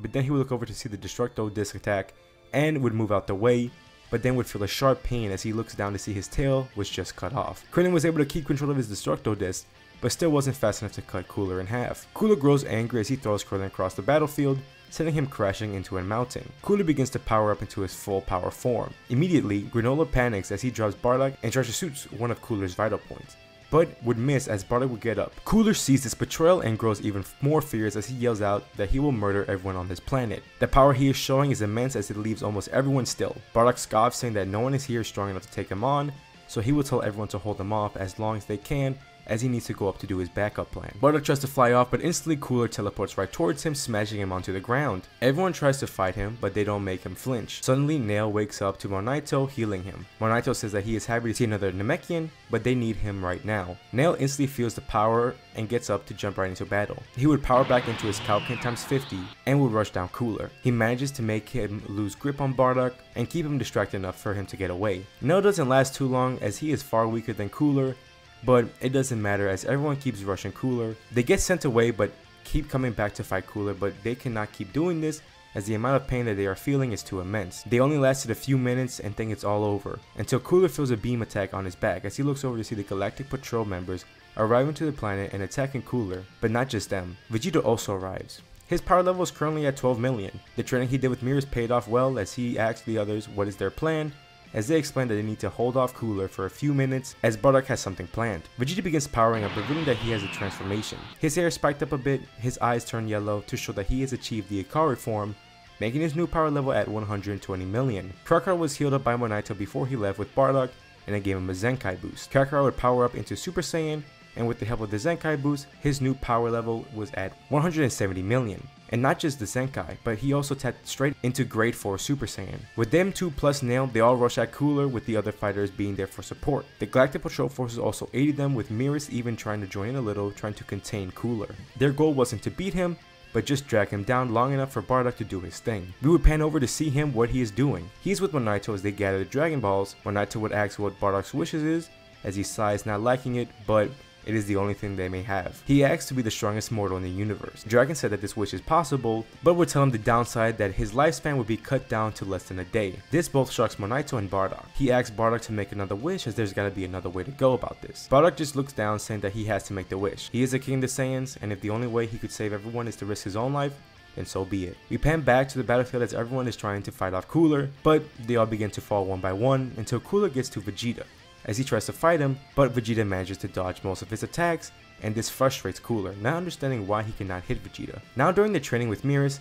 Vegeta grew a lot in strength, and not only learned how to access the power of the Great Ape in its base form, he also picked up on the fighting style that Mirrors had. He saw how much he was able to dodge all of his attacks, and how he moved around in a way. He would try to copy him, and do the same, as he manages to do so for a short while. It is nowhere near perfect, and it doesn't last as long, but Vegeta would need to focus hard to be able to do something, and could do it for a short period of time. He would do so in this fight with Cooler, but it would not last forever, and eventually Vegeta loses focus and gets himself attacked and sent flying away. Everyone is struggling to try to get back up, as they are all hurt badly. They think it's all over as Cooler begins to charge up a death ball, saying that they only push back the inevitable, as he throws the attack, but to his shock, he sees his death ball be thrown away from the planet. He looks over to see Bardock in his Super Saiyan form. Everyone is shocked to see him, and Yamcha even points out how Bardock's power just skyrocketed and is not stopping. The final fight between the two begins, and Bardock would strike Cooler, and this will shock Cooler, as he actually felt the pain of the attack, and is confused as a few minutes ago he was nowhere near his strength. He begins to power up to fight Bardock back. Their fight goes all around the planet, as huge pressure waves are felt all over the planet. Currently, Cooler is stronger, but he too is noticing that Bardock is growing in power the more they fight, and he doesn't understand why. Monaito returns to the battlefield and begins healing everyone. Kakarot and Raditz would ask what their father wished for, as he looks down in sadness, tells him to wish, and everyone celebrates, as now they should be able to take out Cooler without any problem. But then Monaito cuts the cheers, saying that he will die in this battle. They are all confused and ask why, and he would tell them the consequences of him making that wish. Their faces are immediately shown to be in a sad expression, saying if there's any way to save him, but Monaito shuts down that question, as that's it for him. Bardock continues growing in power, being able to catch up to Cooler, but what he does notice is that he is beginning to age rapidly, and knows he doesn't have much time. They continue to fight as Bardock is pushing himself more and more, as he needs to make sure he takes down Cooler before he dies, so that everyone is safe. Bardock is pushing himself to grow stronger than Cooler, so that he can completely erase him, but he gets to the old age and he knows his time is short, so he does one final power up and actually achieve the Super Saiyan 2 transformation. And with this new transformation, he manages to overpower Cooler and begin to take him down. Cooler is baffled on how he is losing, but no matter what he tries, he cannot take back the fight, as Bardock would then throw Cooler into the air, and with the last of his power would shoot a massive ki blast directly at him. Cooler would shoot his own death ball, and the clash begins. Bardock feels the weakness coming in, so he rushes his aging with using all of his power into this one attack, and would overpower Cooler's attack, which erases him on the spot. As the attack is gone, Bardock powers down, as we all see him older, with gray hair and his body all old looking, as he falls onto the ground, powerless and weak. His sons quickly surround him, asking him why he would risk himself to save everyone. He tells them that they must be different, and do what is right no matter the consequences. He apologizes for not telling them beforehand, but now they must focus on the future and continue leading the Saiyans on in the right direction. He would also tell Kakarot that he achieved something beyond Super Saiyan, and that he must focus on that now. Gine arrives to see her husband, as she rushes over trying her best to comfort her boys, but also not to break down in front of them. The last thing Bardock sees is his family, as he is surrounded by them, as he smiles, knowing that he did the best he could, and knows that they will be okay, as he finally is able to rest and would take his last breath and pass away. Everyone is still mourning over the huge loss of King Bardock. His family was the most devastated, but with his passing, it left a huge hole that needed to be filled, and that was who would be the next king. There would be a funeral for Bardock where everyone would attend, even the humans, Nail, Monaito, and Granola, to pay their respect to the fallen hero. After a while, the human would use the Dragon Balls to revert all the damage that Cooler did to all the planets, and this will allow them to go back home. But they told Kakarot that if they ever need him for anything, they will let them know, and that if he needs anything, they know where to find him. Nail too would go with them to return back to his home, and invited Monaito, but he politely declined, as he thought it would be best for him to stay here. With that decision, Granola stayed on Planet Vegeta as well, as he would like to continue to grow stronger. Even with the planet filled with the people that ended his race, he decided to give them a second chance after seeing the sacrifice that Bardock did. The Galactic Patrol too paid their respect to Bardock and gave their condolences to his family. They also praised him as he sacrificed himself to save the universe from a serious threat, and that the Galactic Patrol would forever owe the Saiyans, and they would create an alliance between the two forces. Before they would leave, Miros asked Vegeta if he wanted to continue his training,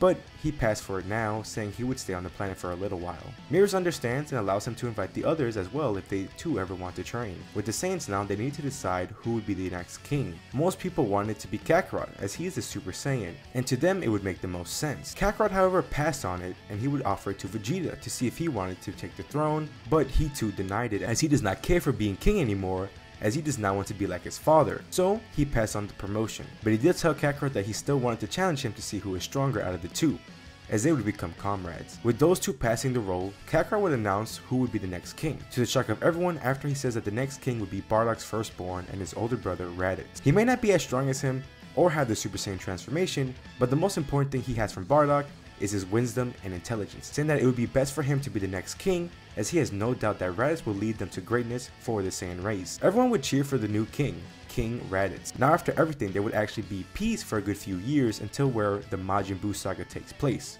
originally. So we would have around 10 years to go through, as currently the year would be the same from when Goku came back from Yardrat. So with this year's passing, this what was happening with everyone, starting with Earth. After returning to their planet to its normal state and experiencing the major battle they have dealt with, they realized that they still had a lot to work to grow on to grow stronger. They do have a lot of setbacks compared to their alien friends. Together Krillin and Yamcha would train a lot, but would easily tell that their progress would not be able to catch up to the others. They wanted to figure out a way to grow a lot stronger, and then Krillin came up with an idea to Bulma to convert them into something like androids, so that their stamina would never run out. Bulma flat out said no to Yamcha as she is not turning her husband into a robot. However, for Krillin, she would allow. She would use some of the notes from the Red Ribbon Army to end up converting Krillin into an android, and once he did, they began training once again. And with Krillin's never-ending energy, he was able to reach new heights a lot quicker, and with him growing a lot stronger, Yamcha would have a stronger training partner as well. Bass, their new guardian, would actually upgrade the time chamber, allowing them to go however many times they would like, and they would definitely use it a lot, with Yamcha occasionally using the Dragon Balls to avert his age so that he doesn't grow old so quickly. They would also have the gravity room when they would go into the time chamber. Krillin would grow quickly, in strength and in using higher levels of Kaioken, thanks to his new enhancements to his bodies. With having a strong partner, Yamcha would grow a lot just at a slower rate since he is still human. Eventually, Yamcha and Bulma would have a son, which would be Trunks, who is fully human. But when he becomes around the age of 7, he would join his father and Krillin in some training, and he would be a prodigy with how his strength is, but they would refuse to teach him the Kaioken as they thought it would hurt his body, but to their shock, he's actually able to use the first level Kaioken pretty well without hurting himself. Now in this timeline of events, I don't think that I would do a future timeline as I don't see it necessary or possible. Many theories believe that Goku either got the heart virus from Yardrat or how he lived as a child. And with his life being completely different, I think it's safe to say that he will not get the heart virus. I don't want to always have to include a future Trunks, especially when the timeline doesn't require him, so we just have one timeline to cover, in this What If. So for the decade, they don't do much but train, and sometimes would even travel to Namek to train with Nail, as he too has been training and growing stronger, with even training other warrior Namekians. And now Planet Namek is pretty safe as most of their fighters have the Kaioken, and an army of Namekians being able to use Kaioken would be pretty overpowered. Trunks would even join them and have his potential unleashed by Guru. Both between the two planets, things would remain pretty quiet, with no serious threat for the 10 years. For the power levels, here's where everyone stands. Nail is at 2 million with the Kaioken level he can use being too high to really give out a number with him, so you can just say that he perfected the technique. Krillin would be next at 15 million, being able to handle Kaioken times 50 if he really pushed himself. Yamcha at 10 million being able to handle Kaioken times 20, and then Trunks standing at 1 million with just using the first level of Kaioken. Other than that, that would be all from the humans and the Namekians. We would move back to the Saiyans now after Raditz was crowned to be the new king. Everyone would continue with the Saiyans, going from planet to planet to offer protection and aid to those in need. The main group would continue on training and Vegeta would actually teach the Ikari form to Broly and Turles, with Raditz mainly training with his brother to try to obtain the Super Saiyan transformation. Tarbos decided to set out on a lot of training, but would join occasionally. He would actually form a pretty good bond with Granola, as they really liked the peace and connected with the fact that they only really fight if they need to. Tarbos was a good training partner to Granola, since the gap between him and the other Saiyans was huge, and Granola needed a training partner that was closer to his range of power. With their own gravity room thanks to Bulma, the Saiyans and Granola were able to grow a lot. Now with Kakarot being the only Super Saiyan, he really wanted his brother to tap into the form as well, but What was also on his mind was the fact that there is another level above Super Saiyan that his father told him about before he passed. So he would push himself every time he trained to try to tap into that level of power, but he could never achieve something higher than Super Saiyan, so he felt lost. One day during training, Vegeta noticed that Broly was losing control, and eventually he went berserk in the Ikari form, as he was attacking everyone. And something that he also was able to notice was Broly's growth in strength. The more he was fighting, and was slowly catching up with him to his power level. They both brawled it out, but after a short time, Broly was dominating in the fight, beating on Vegeta. Kakarot had to jump in his Super Saiyan form as he would start beating on Broly, but even in his Super Saiyan form, he sensed that Broly was slowly catching up with him in his own strength, and their fight soon became more even. Everyone tried jumping Broly, but he was able to handle them without any problem. Kakarot would even ask everyone to give him their energy, as then Raditz, Turles, Vegeta, and Tarbles would give Kakarot their energy, as he would charge up to Broly ready to take him down, and for a mere second, he would see a fiery red aura around his fist, but once he connected with Broly, it faded and knocked Broly out. He was shocked at what he saw, and would notify the others about it, but they couldn't really come up with anything. Vegeta did say that Broly had some immense power, as they are lucky to have been able to calm him down for now. He thought it may be best if they take him to Mirrors and train under him for a while, and tell him about the power that Kakarot felt. So Kakarot, Vegeta, Turles, Broly, and Raditz all left to meet up with Mirrors and to train under him. When they arrived and met up with him, he was kinda taken aback, not expecting this many pupils, but Vegeta explained the situation with Broly, as they need help to help him be able to control his power, but then Mirrors would cut off Vegeta as he locks eyes with Kakarot. As Mirrors is able to sense a small bit of God Ki, not much, but it's very much there. Kakarot does announce that he cannot sense Mirrors' energy, when he could sense everyone else's. This puts a curious face on all the other Saiyans. Mirrors would brush it off and begin training all the Saiyans, but on the side he would focus on Kakarot, wanting him to try to tap into God Ki. Mirrors would even look into the Saiyans legends and learn that in fact there was something called a Super Saiyan God, where 5 pure-hearted Saiyans would pour their energy into one Saiyan to become the Saiyan God. With being down one Saiyan, there was nothing he could do, but he would notify Kakarot about this potential that he has, and this would shock him learning about that much power and the ritual. He thought that this could be a level that his father was talking about, but he wanted to achieve it himself, so he would keep the ritual in the back of his mind. Good thing about training with the Secret Angel, they all grow a lot. And better news, Raditz was able to tap into the Super Saiyan transformation after all of his hard work. He finally did it, which everyone was proud of him, which Vegeta was a bit salty, but he didn't let that get to him. Plus, he had some idea what he would want to try to do. After a few good months of training, they would return back to Planet Vegeta, and everyone celebrates that their new king is a Super Saiyan. At this point, Vegeta would decide to go back to exploring the universe, but in a better circumstance, as he would say goodbye to everyone, but before he leaves, he would challenge Kakarot to a battle. No doubt Kakarot is a lot stronger than Vegeta, but when Vegeta begins to dodge a lot of his moves, he gets curious about his fighting style. Even with Vegeta only having the Ikari state, he puts up a good fight against a Super Saiyan Kakarot. After that, he would leave and be a nomad once again, to train to grow stronger and find his own path to power. Now years would pass on for everyone, and Kakarot and Raditz would find themselves a Saiyan wife, and they each have a kid of their own. Now I'm gonna let y'all decide what to name their kids. They both are boys and they both have one each. I would like to keep it to the Saiyan theme style of names, so that in the comments down below, y'all decide on the names for their kids and do the name with the most likes, or I could put all the suggestion names in a wheel and see what we get. But if y'all got a name y'all want to use for their kids, please leave it down in the comments. I would be interested in seeing what y'all come up with. Everyone has grown a lot stronger, and Kakarot did tell Raditz about the Super Saiyan God and the ritual, but they decided to keep it between them two for now. But if need be, they would use it for an emergency when someone needs to be taken down. Broly has grown strong with his newfound power, but he has been trying to learn how to control it, as he does not want to be a threat to his own friends. Granola has been training more with the others, now as he eventually surpasses Tarbles in strength, but he does still keep his strong bond with him. But he also becomes good pals with Kakarot and Broly. After the 10 years, their power levels would be far too high to say their numbers, but here is their ranking from strongest to weakest. Kakarot, Broly, Raditz, with Turles and Granola being equal standing, and then Tarbles. That is not all though. We still got one group to see, as we haven't heard from them for a good amount of parts, and that is the evil Saiyans ruled by King Vegeta. After they left Planet Vegeta years ago, they found a new planet and would conquer it and make it theirs. They were ruthless and barbaric. A lot of Saiyans did die when they would try to take on other planets, as King Vegeta did not care for his soldiers. Only the strong ones he cared for. For many years, they would be thriving and living comfortably, until one day, they were met with two beings. One short and old looking, while the other was pink and demon looking, with an M marked on his head. King Vegeta demanded his forces to attack, but a lot were killed off by the demon, until the smaller man told him not to kill everyone, as he had plans for these Saiyans. The people in question were Babidi and Deborah. Babidi had use for these Saiyans, as he sensed a lot of evil thoughts coming from them, so he decided to control all of them and put them under his control. None of the Saiyans were able to fight it off and fell to his control. Then Babidi would sacrifice some of the Saiyans to use their energy to fill up the container for Boo. He did not want to kill them all, but he still needed more energy for Buu. So with his small army of Saiyans, they would continue their conquest, but something interesting started to happen to the remaining Saiyans, starting with King Vegeta and Nappa. They began powering up and losing control,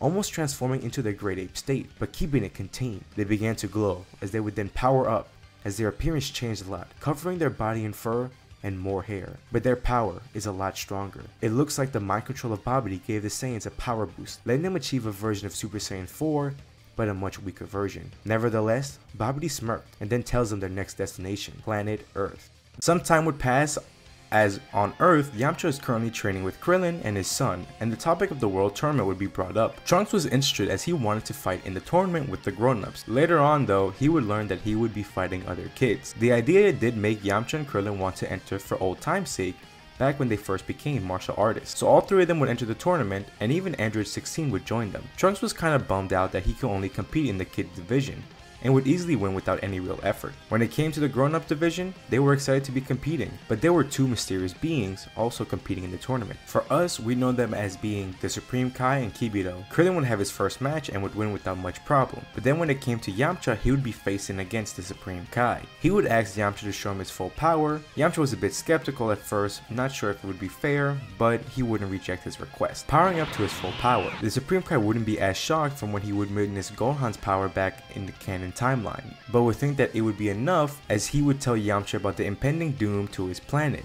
and that they need to leave right now to prepare for this impending doom. Yamcha was a bit confused, but he didn't question him, so Yamcha, Krillin, Android 16, Kibito, and the Supreme Kai would prepare to leave, but Trunks would beg his father to go with him as he wants his opportunity to see how strong he has gotten. Bulma gives him an angry expression, not liking the idea, but she would command 16 to keep eyes on Trunks at all times so he doesn't get into serious danger. Trunks with excitement would leave with the others, and they would all teleport to the Supreme Kai's planet, as in they would all get a full explanation of what is going on, learning about Buu, Babidi, and some new forces that Babidi has acquired to his forces. They would only have a week to prepare, so their training would be rather quickly. Yamcha would be focused on more, as he would need the power boost more than Krillin, and Krillin would just be training Trunks to make him stronger as well. With already being a good swordsman, Yamcha would be able to pull the Z sword and begin using it with ease, but just as normal, he would accidentally break the sword, which would release the Elder Kai, and would thank him for freeing him from his prison. And as a thank you, he would offer him to do the ritual, which would unlock his potential and give him a huge power boost. This was great and would quickly get to starting the ritual. A day would pass and the ritual would be done. The power boost that Yamcha received was massive, as in his mystic form, his power level increased from a base of 10 million to 2 billion, basically allowing him to have the power of using Kaioken times 20 without straining his body. They had one day left, and Trunks wanted to have the same ritual that his father got, and Krillin had no problem with it, as he thought it would be much better that Trunks got a power boost so that they wouldn't have to worry about him too much. Now with Trunks, I feel like the power boost would be a bit more than just a multiplier. Given that his potential is greater than his father, I would say, he would jump from a power level of 1 million to 5 million. After the ritual is done, they all quickly return to Earth, as they sense the army that Babidi has brought and even how strong they are. Yamcha would tell Supreme Kai about the other Saiyans, saying that they might need their help with this, and then both Supreme Kai and Kibito would teleport off to go collect the Saiyans from Planet Vegeta. The four fighters would wait for Babidi to head to their direction, and not long after they would come face to face with them. Yamcha and Krillin faces quickly changed to shock, realizing that the army that Babidi has gotten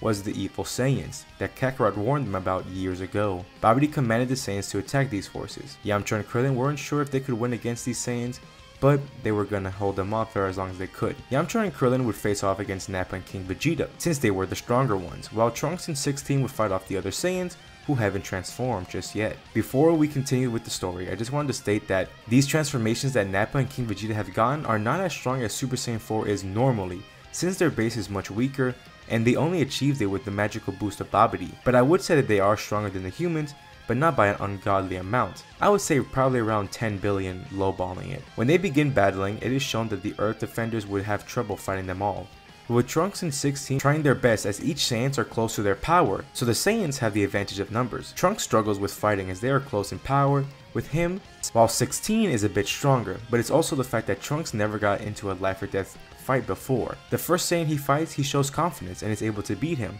but once he began getting swarmed, he would show fear as he would try his best to dodge and run, as he is able to barely. But 16 would try his best to protect Trunks, but it also means that he is taking most of the attacks himself and would begin to get damaged. Yamcha would see how his son is freezing, and he would get worried about his safety. as he would try to head to him, but Nappa kept getting in his way, not allowing him to go. Yamcha and Krillin were having trouble on their own as they are weaker than the Saiyans, and the only thing letting them be somewhat on par with them is the fighting style and strategies that they use. Yamcha and Krillin would both be pushing to their limits, as if they don't, they wouldn't last long enough for the backup to arrive, both activating Kaioken, going to levels that they haven't reached, pushing their bodies to the limit. It was mainly straining on Yamcha as he had both Mystic form and the Kaioken stacked together. We hop to Planet Vegeta as the Supreme Kai finally arrived as he teleported right in front of King Raditz and Kakarot. They instantly go on guard, but Supreme Kai warns them that their friends from Earth are in danger and they require their assistance immediately. Quickly, Raditz would gather up Kakarot, Turles, Broly, Tarbles, and Granola as they all head to Earth. But he looks at Kakarot and they didn't say a word.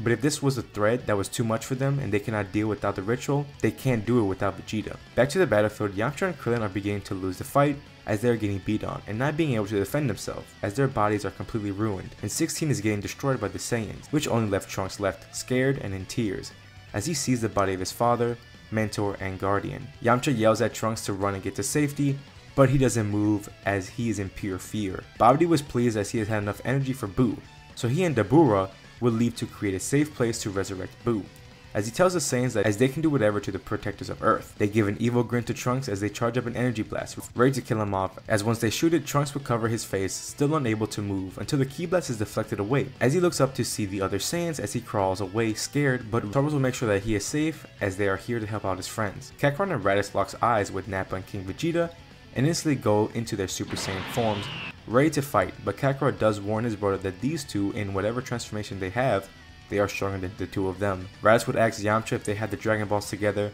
and he does says that they do back at the Capsule Corp. He would tell Yamcha to tell his son to wish for another Saiyan named Vegeta to this planet and begin fighting the other two Saiyans. The others would fight off the other Saiyans as Yamcha would call over his son, telling him to take the head of 16 back to his mother and use the Dragon Balls to wish for a Saiyan named Vegeta to the planet and to head out to the lookout to get some sensu beans. He understood and would quickly leave with 16. Raditz would begin fighting against King Vegeta as he would mock Raditz, saying that he was hoping to fight Bardock, as he wanted revenge for what he did, as this angers Raditz, saying that now he is the king as his father has passed. King Vegeta scoffs at this, calling Bardock weak, and this truly enrages Raditz, as he powers up further and sends King Vegeta crashing onto the ground, as he sends a barrage of attacks right at him. Kakarot is able to hold off Nappa, but during their fight he could not stop thinking if this was a level above Super Saiyan that his father told him about. He believes that it looks like a form of the Ikari state that the others have. With the other four, they are able to handle the evil Saiyans pretty well, even with the fact that they are outnumbered. With the training that Granola did during the huge time skip, he was able to put his Cerealian abilities to greater use and manages to take out multiple Saiyans with ease,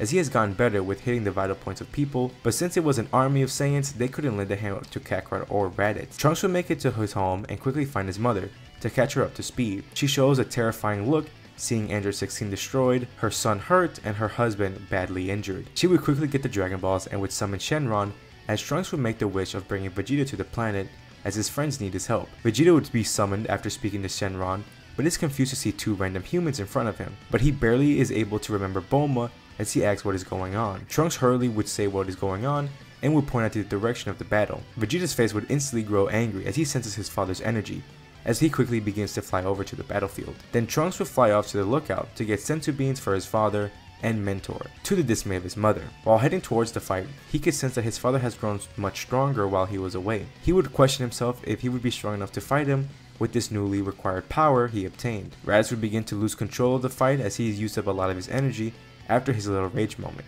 and King Vegeta would begin beating on Raditz, as he was prepared an attack meant to end him, but before he could throw the attack, he is sent flying away by a kick from Vegeta. Vegeta did tell Raditz that if he is the king of their race, he must be stronger than these wannabes. Raditz would warn Vegeta that his father and Nappa attained a form of power from magic, but Vegeta laughs at this idea. He tells Raditz he knows exactly what this is, as he too recently reached this level of power. He explained it that it is not a Super Saiyan form, but something like the Ikari form he has but more perfected, like if he mastered the Ozaru form fully and would begin charging up, as when he powers up, he has fur all over his body and looking the same as his father. The power everyone sensed from Vegeta was near to his father. His father laughed, saying that he may not be a failure after all, and would offer his son to join them, as Vegeta would scoff at the idea. He tells him that he will end him happily after what he did to him, and now even more with obtaining power in a way that required someone else rather than him gaining it himself. The fight would begin and they would be creating massive pressure waves each time they collide, and this power would catch everyone's attention. Goku would use this chance to attack Nappa when he is not looking,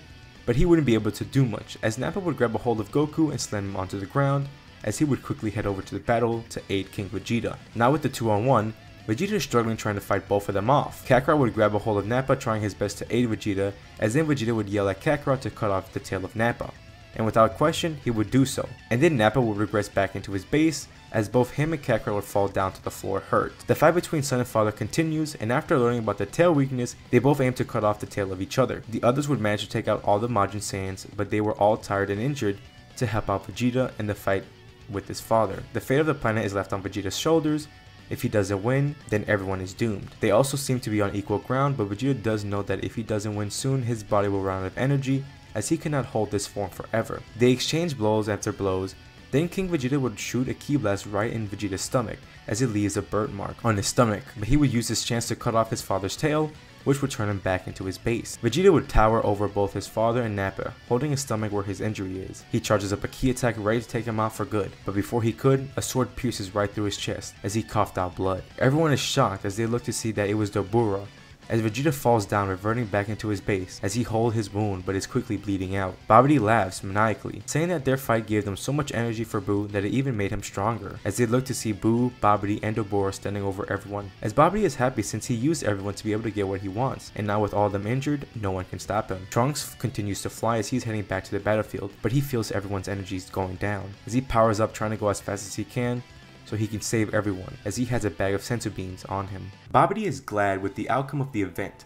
as now no one is able to stop him, as he commands Buu to kill off everyone. Buu would slowly walk up to Vegeta and the other Saiyans, preparing to transform them into chocolate, as he starts off with King Vegeta consuming him with a smile on his face, calling him yummy. He looks over to Vegeta, ready to do the same to him, but then Buu is cut in half with a surprise Destructo Disc by Trunks, as he would quickly rush over to Vegeta, giving him a senzu bean. With him being healed and gaining a massive Zenkai, he would quickly transform back into his Super Saiyan 4 transformation, and go on to the attack, holding off both Buu and Dabura. Trunks would fly over to give everyone a senzu bean.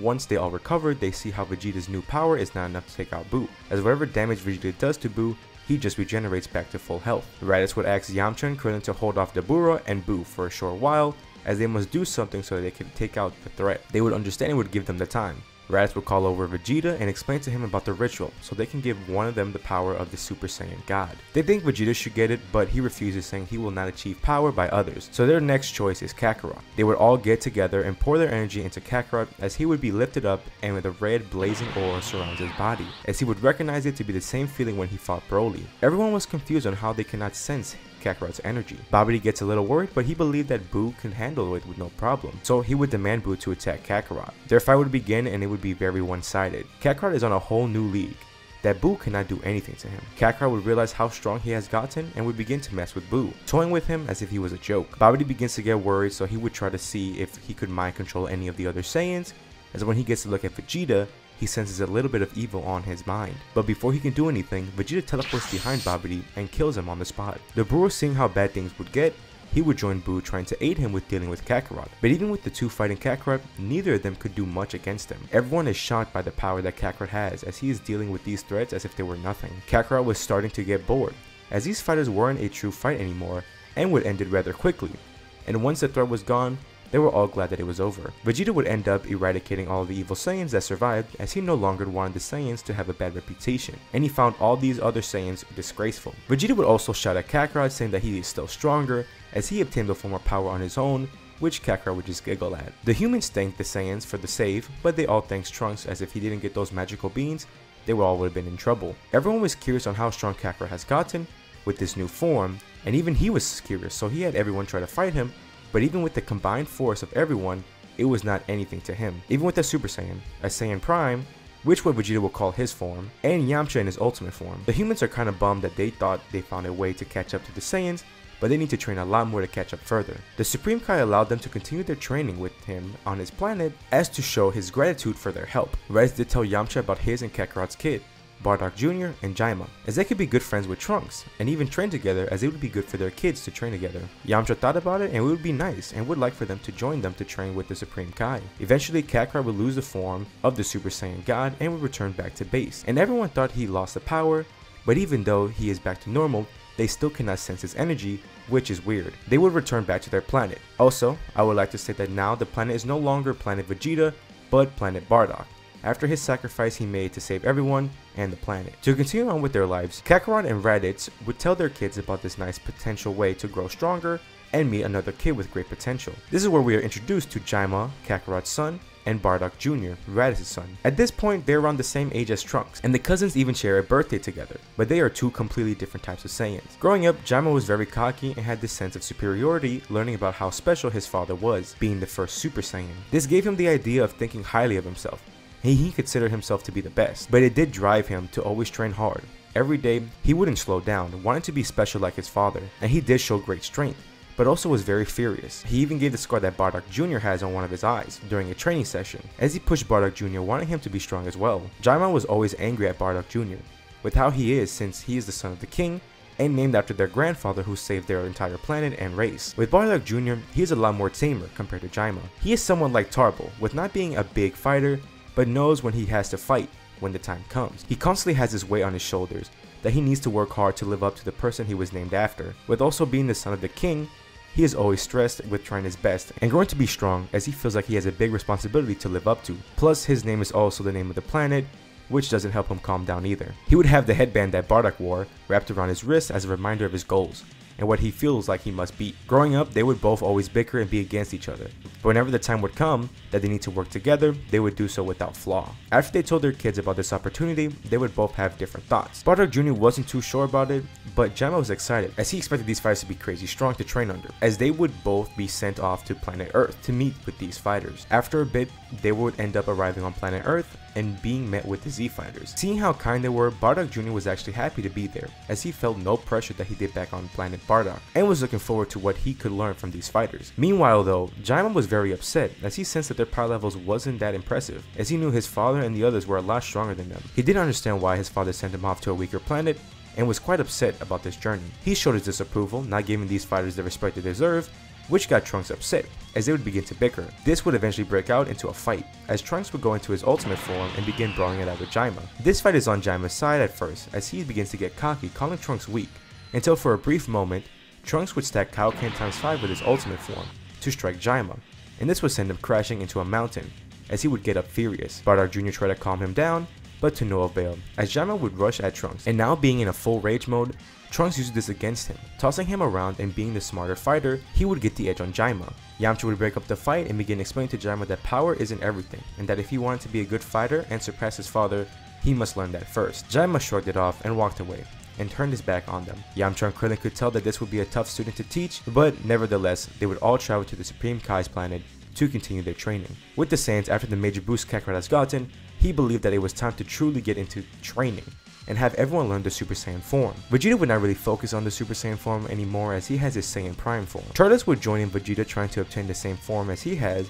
as he can control his Grade 8 form pretty well. But Tarbles and Broly, they would go with the Super Saiyan route, as they cannot control their Grade 8 form too well. Raditz would train Tarbles, while Kakarot would train Broly, since in case Broly does lose control, Kakarot would be strong enough to take him on. After a few months, Turles and Tarbles would be able to transform into their respective forms that they were aiming for. But when it came to Broly, it took a lot more. Kakarot did notice that there's something more in Broly than the average Super Saiyan power. Vegeta just scoffs at Kakarot, calling him a bad teacher, and would begin threatening Broly and being harsh towards him, as he would beat on him without holding back. In his Akari form, Broly wasn't standing a chance against a Saiyan Prime Vegeta. In similar fashion to what Vegeta did to push Kaba in the anime, he would use the same tactic on Broly. He continues to push Broly to his limits, trying to get him to the edge. The others began to worry as they sensed Broly's power level as he began to skyrocket faster and faster, but Kakarot was on standby in case things would go sideways. Vegeta kept pushing until he began to see a light emitting from Broly, as when he would shoot a ki blast right at Broly, it would explode on impact, because a huge explosion. Vegeta was caught off guard, not thinking that that blast would have caused that much damage, until he saw a bright green aura rushing right at him.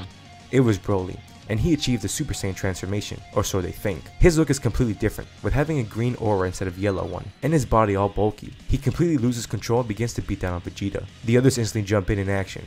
Now they need to control Broly. The others point out on how they can no longer sense his power level, which Kakarot would state that he can, and then he would realize that Broly has tapped into God Ki. With the training that he did with Kakarot and being around God Ki a lot, Broly has obtained his own God Ki. They would all begin to jump Broly, but even with their newfound power, Broly was just overpowering all of them with no problem. Kakarot can sense that his power just continues to rise, as he would begin powering up and even tap back into the Super Saiyan God transformation. As he would jump in and begin pushing Broly back, he would try to contain Broly and calm him down, but Broly was not being held back as he would slowly force himself towards Kakarot. But the others would attack Broly, but even then, they could not hold him back. This pushes Raditz to the brink, as he would go past his limits, and without him even knowing, he would tap into the Super Saiyan 2 transformation, attacking Broly with all the power he has, and this manages to stun him a little, and gives Kakarot the chance to prepare an attack that he used to knock out Broly, as he would fall over back into his base form. Everyone would power down exhausted, but surprised in the power that Broly has. Raditz was quite upset with Vegeta as he did put everyone in danger, but Vegeta did say that they did have him unlock the Super Saiyan form,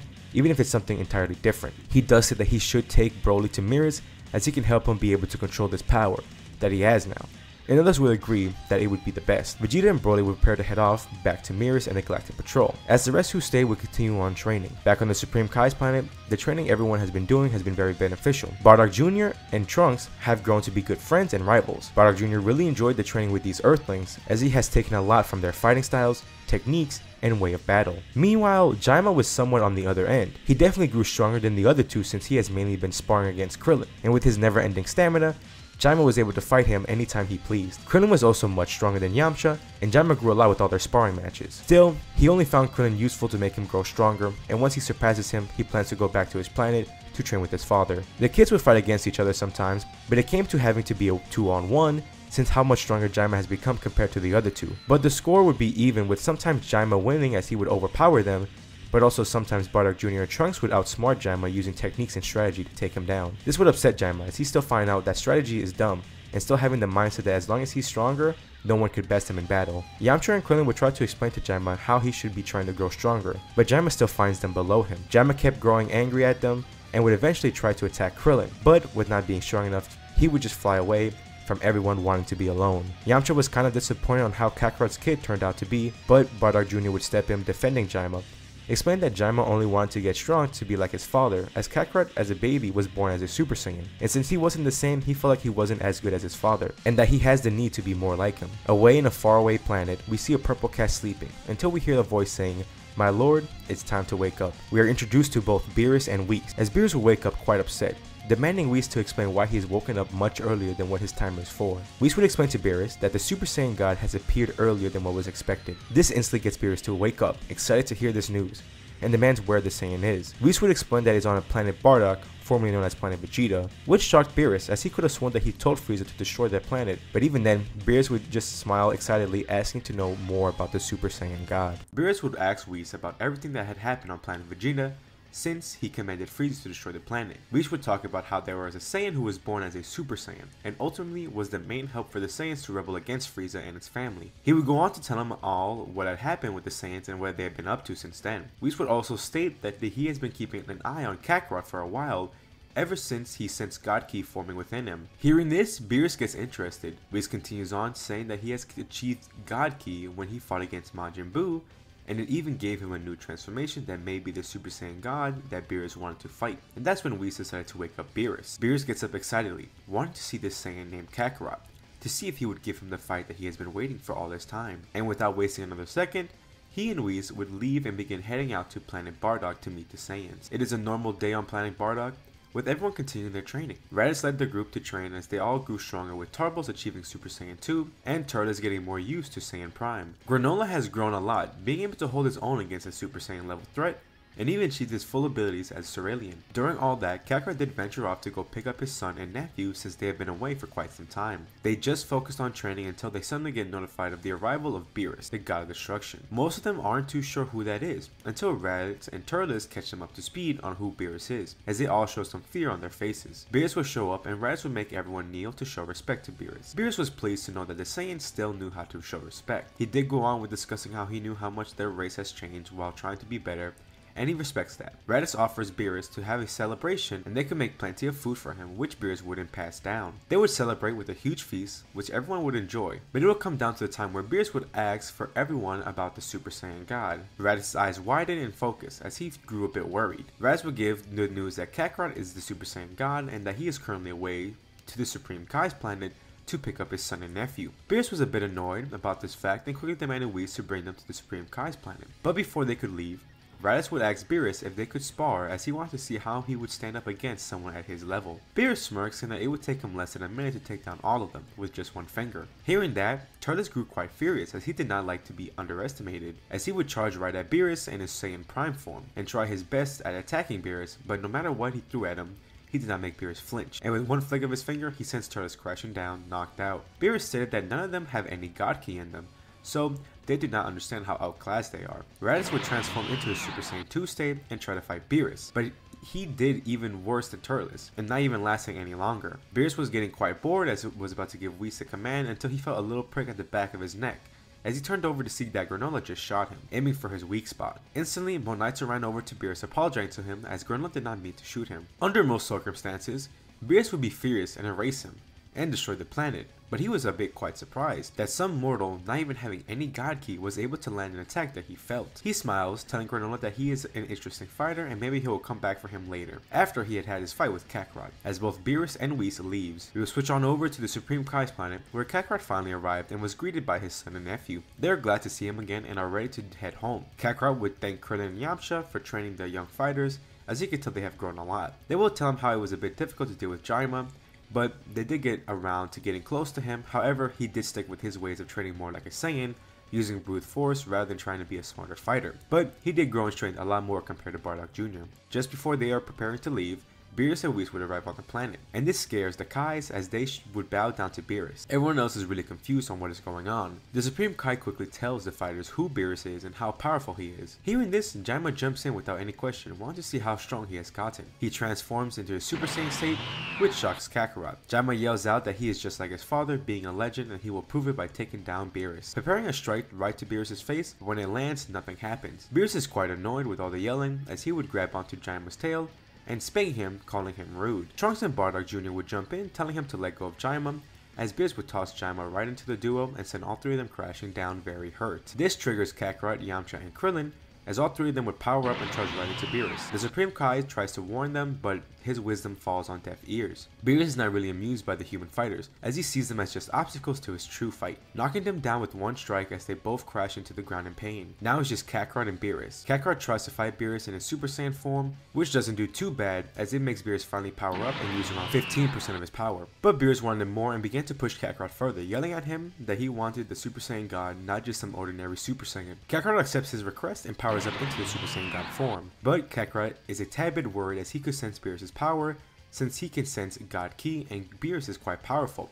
and isn't sure if his form would be enough. They begin to brawl it out as Kakarot puts up a good fight against Beerus. This fight is much more intense than the one in canon, as Kakarot had God Ki for a bit compared to just obtaining it in the movie. At this point, I would say that Kakarot is definitely stronger than his canon counterpart. Beerus is enjoying the fight, but with him being pushed into the edge and having this be the only good fight he's ever wanted, he wanted more and began pushing Kakarot to go beyond. He would threaten Kakarot that if he doesn't beat him, he will erase his son and his entire race, as he would begin shooting attacks right at Jaima. Kakarot would do his best to protect his son and the others, as the Kais would try to do so as well, but it is hard as Beerus is far too powerful. Beerus just smirks more and more as he begins to be more aggressive in the fight. Kakarot is being backed into a corner as he's getting beaten badly, but he doesn't give up as he knows that he must keep fighting for his race, and knowing that if he loses, they are all dead, and he pushes himself even further, as a huge roar can be heard, and a bright blue light shines the entire planet. Beerus looks over even more excited at his new opponent as Kakarot reaches the Super Saiyan Blue form. The fight continues as with the planet being at risk of being destroyed, Whis makes the fight go up into space. The clashes can be felt all over the universe as Beerus is very excited with this fight, but it angers Kakarot seeing how Beerus is treating this as a joke. Their clash goes on with each hit colliding and creating massive pressure waves. Kakarot would shoot a ki blast right at Beerus, but he would deflect it easily, and he would create his death ball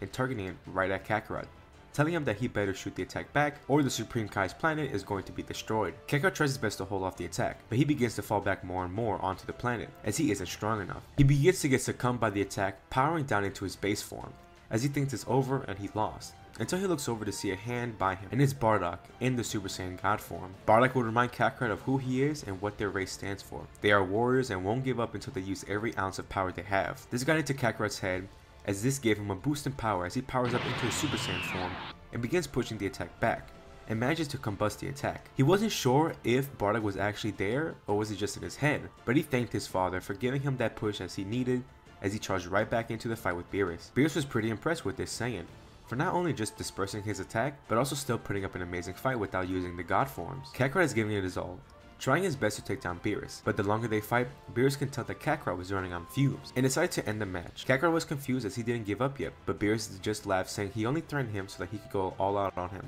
and give him a good match. He tells Kakarot that he is the strongest person he has ever fought, and made him use all of his power, which isn't true. He used around 80% of his power in this fight. Kakarot is glad as he powers down into his base form as Beerus would catch him. They would go back to the planet and they would be worried since Kakarot lost, but Beerus told him not to worry as he isn't going to destroy anyone, as he only wanted a good fight. He commended them on trying to fight him, but they have a long way to go until it become a good fight for him. Beerus would offer a ride back to Planet Bardock to both Bardock Jr. and Jaima, as he wanted to return back to the planet and offer them something extraordinary. Quickly, they would join Beerus and Whis as they would travel off back to Planet Bardock. Once they arrived, Beerus would have a meeting with the main group and explain how he wanted to train some of them, as he would like to have more fighters that could push him. Beerus offered to bring Kakarot and Granola as he is very interested in them. Raditz did state how Vegeta and Broly would be perfect, but they are currently training under someone named Miris. And Whis would laugh, saying that they are in perfectly fine hands, where they are now, so no need to worry about them. Raditz would like to go, but worries that his duties of being king would get in the way. But Whis tells him not to worry, as they could bring him back fast. Turles would like to join, but knows that someone would have to stay here, so he and Raditz would take turns. With all that settled, they would begin traveling to Beerus' planet. Jaima would be a bit upset not being invited to join,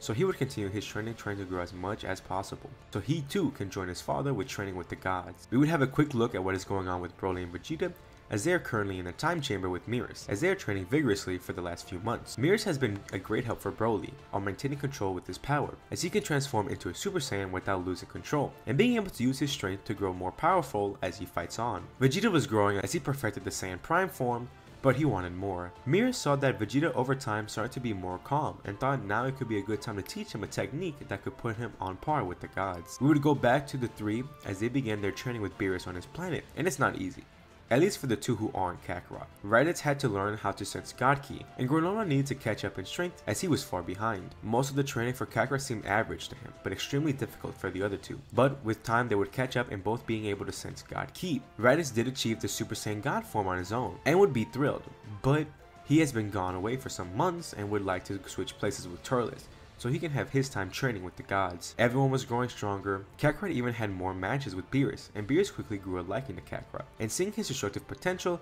he took interest in him, showing him a power that he could achieve if he trained long enough, as their clash would continue. One day during everyone's training, two people would show up on the planet, as everyone is caught off guard, as it looked like Whis and Beerus. Beerus is pretty angry, but introduces them to his brother Champa and Whis' sister Vados. Beerus and Champa would argue over who is better, and begin to try to fight each other, but both their angels would hold them back, saying that they cannot do this as they would get in trouble. They began to think about a way they could settle this, as Turles would jump in, saying that they should have fighters from their universe to fight to represent them, and whoever wins between the fighters should be crowned the better, stronger universe. They both liked the idea and made the rules that each of them have to come up with a group of 5 fighters to fight in a tournament, and whoever wins would also have the collection of the Super Dragon Balls between their universes. Beerus would want to come up with a team, as he already has 3 people, but would wonder who his last 2 should be. Back on Planet Bardock, things would be as normal, as Raditz would continue on his kingly duties, and even have some training sessions with Tarbles, Jaima, and Bardock Jr.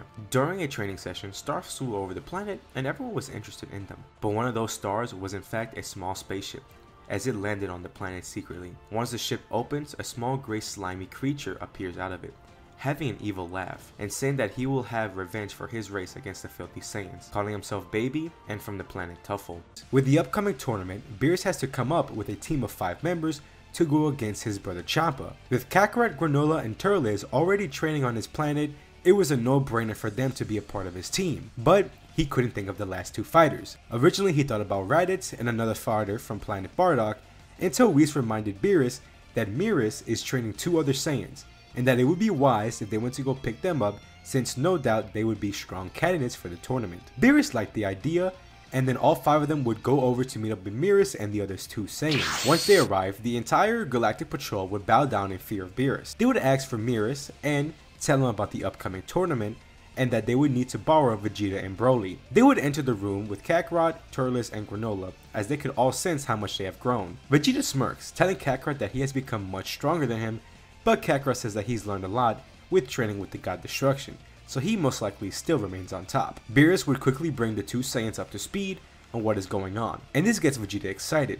with this upcoming tournament from another universe, as he wants to join without question, and Broly would be interested in joining in as well. Once they arrive onto the arena, the lineup would look like this: Kakarot, Turles, Vegeta, Granola, and Broly. The first fight would be between Kakarot and Botamo. Now, no doubt Kakarot is much stronger here than his canon counterpart, but one thing he lacks is the battle knowledge that Goku had. Plus, Kakarot never really fought in a tournament before, so this is somewhat new to him. He would attempt to attack Botamo multiple times, using all of his attacks and even powering up into a Super Saiyan, but realize no matter what he throws at Botamo, he does not flinch or budge. I do feel like he would end up coming to the conclusion of bringing him out of the arena, but it may take a lot longer than when Goku thought about the idea in canon. We would move on to the next match with Kakarot and Frost. Now this fight would go out completely different than what most people would think. There's a lot to take into account here, like one of the facts that Kakarot didn't have much thought on Frieza, or most of his family besides Cooler, so he never really had a hatred towards the race, so the story of Frost being a good guy in that universe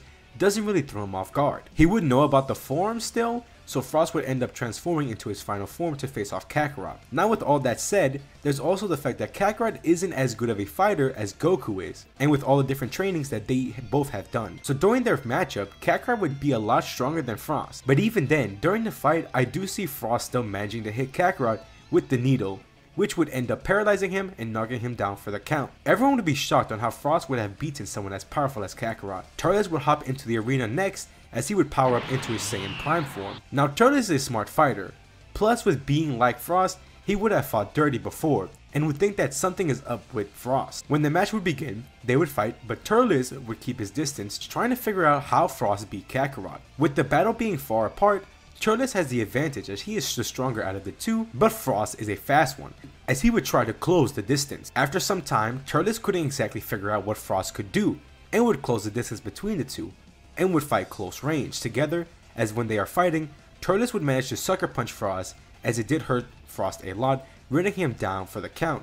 But before he would pass out from the gut punch, he actually manages to stab Turles with his hidden needle, and it would make Turles knocked out as well, as the round would end with both fighters being knocked down. The announcers would go up to see the fighters, seeing them unconscious, as he would say that they are both eliminated, but he would see Frost's needle. And Vegeta would speak up saying that Frost was cheating, as he was looking closely with both fights that Frost was in. The announcer would disqualify Frost and even bring back Kakarot from being eliminated, but with Turles still knocked out, he would not be returning. After the match, Vegeta would go against Auto Magneta. Now when the matchup would start, Vegeta would start out in his Saiyan Prime form, but would soon realize that none of his attacks were hurting him, and he would begin to get frustrated. He would spit out a mean comment towards Magneta, which would then reveal the weakness of the fighter, and Vegeta would easily be able to say some more mean comments at him, which would end up leading him to win the match after Magneta would run out of the ring. Next match would be Vegeta versus Cabba, and seeing the other universes of Saiyans, this intrigues the four Saiyans, wondering how different these Saiyans are compared to them. Vegeta would take this fight and would use it to learn about the other universes of Saiyans,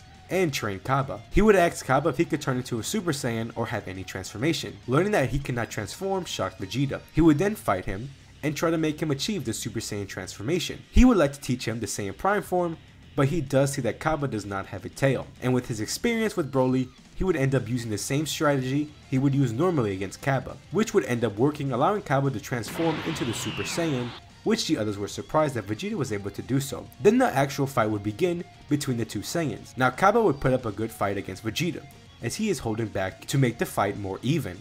After seeing all of the potential that Cabba has, he would end up powering up to knock Cabba out in one blow. Vegeta would start out in his next match against Hit. Seeing the pose that Hit takes would confuse Vegeta, thinking Hit as a new fighter. He would rush right at him, ready to knock him out in one attack, but then suddenly he is sent flying as Vegeta is shocked, as he did not see Hit attack. In fact, no one did. They were all confused with this new fighter. Vegeta would end up getting back up and would try to attack Hit once again, but without seeing him move, he is attacked once again. Vegeta isn't sure what is going on, but he begins to power up to his max, yelling out that during his training he achieved a new form, as when Vegeta transformed into the Limit Breaker, which he would call Super Saiyan Prime, which is his version of Super Saiyan. He would go back into fighting against Hit.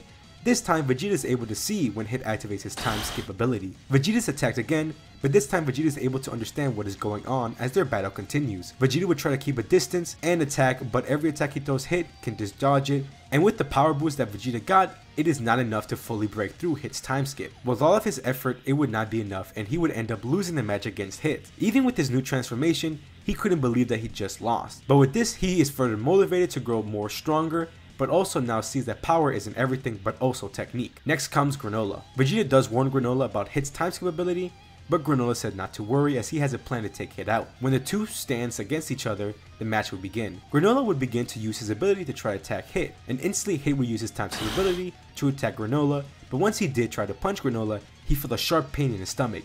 As he looks down to see Granola's fist hitting one of Hit's pressure points, Hit takes a step back holding his side. He never had to make sure when attacking someone in his time skip ability, so he finds Granola pretty interesting. Granola smirks, seeing that his tactic worked, but knows that he has to do something else now, as he knows that Hit would be more careful when attacking. This time Hit would actually charge towards Granola to attack him, but Granola would power up a Kaioken times 20, and when Hit would activate his time skip, Granola would be able to see during the time skip and seeing Hit's movement, so Granola would time his attack. Hit would actually punch Granola this time, but he too would get struck by Granola's attack, and they would both be sent back. They both are in big pain after both attacks. Hit is impressed with this fighter from Universe 7, with this being the first person he has fought that has made him push himself further and seeing how his time skip isn't invincible. The fight would continue, but sadly Granola would have hit his limit, as if he kept going up with Kaioken, it would ruin his body. So in the end, Granola, after good efforts, would lose against Hit. Next matchup would be Broly versus Hit, and now this fight is pretty unfair.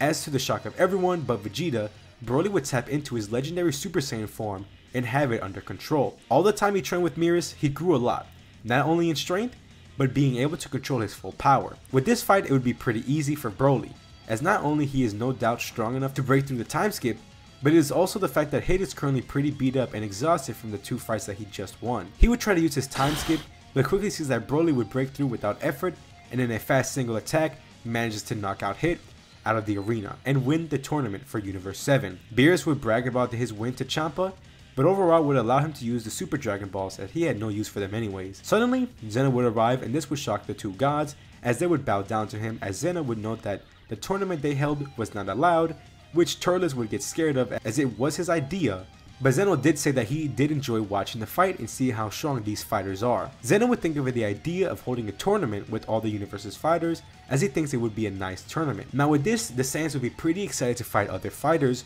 from different universes. But I don't think Kakarot would be super friendly towards Zeno like he did in canon, but did say that they would love to participate in a tournament with other universes, as Beerus would tell them to quiet down. After Zeno would take his leave, they would all begin to head back, as everyone did want to go visit Planet Bardock since it has been a while since they've been over there, and would all go to head over there. What they don't know is what's currently happening on the planet, as we see a destroyed city, and they heard Jaima currently running away from an army of Saiyans. He is much stronger than them, but with the amount that they are currently on him, there is no chance that he could win. He would end up using a solar flare that he saw Krillin use back on his time training with them. He didn't like how he had to use the technique, but they allowed him to escape from the group, as he would end up hiding inside of a cave, as he would feel a hand grab him, as he would fly back, ready to face off the possible threat, but then sees that it was Monaito. Where we last left off, Jaima hid inside a cave and was met with Monaito, as they are the last two people who have not been in the control of Baby. Before we continue, we have to dive in with how it all began. Once Baby had landed on planet Bardock, he was able to sneak throughout the planet,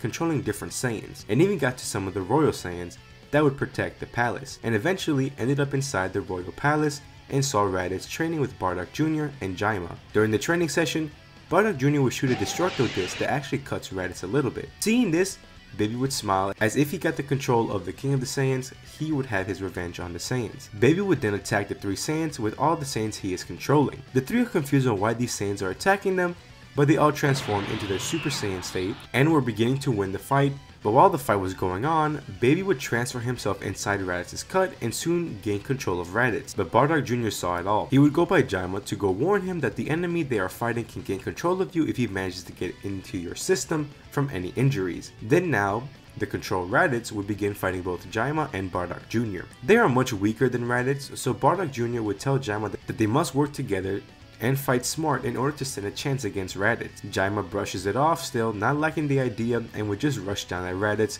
but that did not work out well as he was getting beaten badly until Bardock Jr. came in with the save, shooting a Destructo Disc at Raditz, which he dodged. Bardock Jr. would then yell at Jaima that he must work with him to let them have a chance, but Jaima still refused to do so. Raditz would grab a hold of Bardock Jr. and begin to attack him and toss him around, beating him. Jaima would try to jump in to attack, but Raditz paid him no mind and just swatted him away with his tail. Jaima would get up seeing Baby getting control of Bardock Jr., and for the first time Jaima felt helpless and fearful, almost not being able to move his body. The last thing he heard was Bardock Jr. telling him to run away and to get to somewhere safe before he is taken over as well. Jaima would manage to get himself to begin to fly as he would head to the city, but would see that everywhere he goes, the Saiyans are being attacked by the ones who are under control. He would start to fight them off to help out anyone he can, but soon he would be overrun with the sheer amount of Saiyans that begin to get taken over. Seeing how he couldn't save anyone, he would fly away, and that's where we are now being chased, as he would lose them and meet up with Monaito. Monaito would ask Jaima about everything he knows of the enemy, and hearing that he can gain control of almost anyone scares him. Monaito would also heal up Jaima and says that they may be the only ones left on the planet that could stop Baby. Jaima looks down in sadness, starting to tear up, saying there's no hope. He allowed his pride to take over, and he is the reason why Bardock Jr. is taken over with his father. If he only worked with him, and together they could have taken down Raditz and stopped Baby. He won't be strong enough to take down Raditz or the entire army alone. Monaito would calm his worries, telling him that not all hope is lost, as they could get the Dragon Balls to revert all this, or that the others would arrive and save them,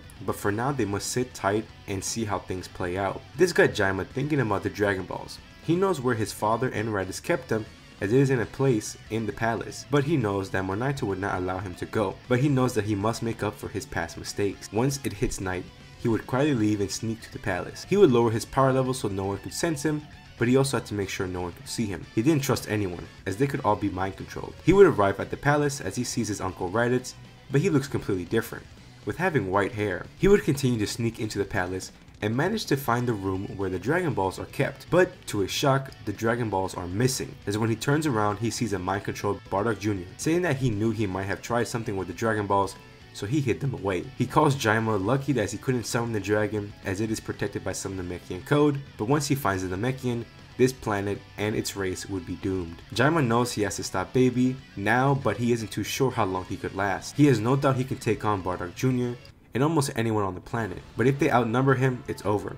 And he knows he cannot take on Raditz on his own, but he has to last as long as he can and hope that the others will return soon. Jaima powers up into his Super Saiyan form and begins to rush at Bardock Jr. He too would transform into a Super Saiyan and their brawl would begin. Jaima knows he doesn't have much time until either backup or Raditz arrives, so he would go all out on Bardock Jr., aiming to take him down quickly. With Baby, I feel like he wouldn't be as good as using the techniques that Bardock Jr. learned, so overall, with being overpowered by Jaima, he would be knocked out rather quickly, as Jaima would apologize to his cousin for hurting him. Once he deals with Bardock Jr., he hears the voice of Raditz as he turns around and gets punched, sending him flying through the building. Jaima gets up slowly, being really hurt. He didn't know how much stronger Raditz has gotten with the training with Beerus. He knows he won't last long, but he doesn't back down. He pushes himself to his limit, thinking about how he treated the people weaker than him and how wrong he was with the way of getting stronger. He apologizes to his cousin and how he treated him, and how he is the reason he got taken over. All these emotions allowed him to tap into the Super Saiyan 2 state. He gets into a fighting stance ready to fight, telling himself that he must hold out until the others arrive, even if it gets himself killed. He charges right at Baby Raditz, and their fight begins. Baby didn't realize how much of a boost Jaima has gotten, so at the start he would be getting pushed back, but slowly he would recover, powering up further and surpassing Jaima's strength. Jaima knew he wouldn't be stronger than Raditz, so he began to use techniques that he saw during his time at the Supreme Kai's planet, using a mixture of Krillin's Destructo Disc and Yamcha's Spirit Ball to mess with Baby. Jaima was even able to use the Kai during the battle. He was impressed with himself that even though he only witnessed them use the attacks, he was able to copy it on his own. He begins to see how he was different from his father, and could someday surpass him, but he doesn't let it get to his head yet, as he still was in a dangerous battle. Even with all the techniques that Jaima knew, it was slowly starting to not be as effective, as Baby was adapting and even powering up into his next transformation. Soon, Jaima was losing and being beaten within an inch of his life. Baby grabbed him by the neck, telling him he isn't worth mind controlling, and he would just give him a painful death. Now with no one to stop him, the Saiyan race is finished. But then Jaima disappears from Baby's hands, as he looks over to see Kakarot holding his son, telling him he is proud of him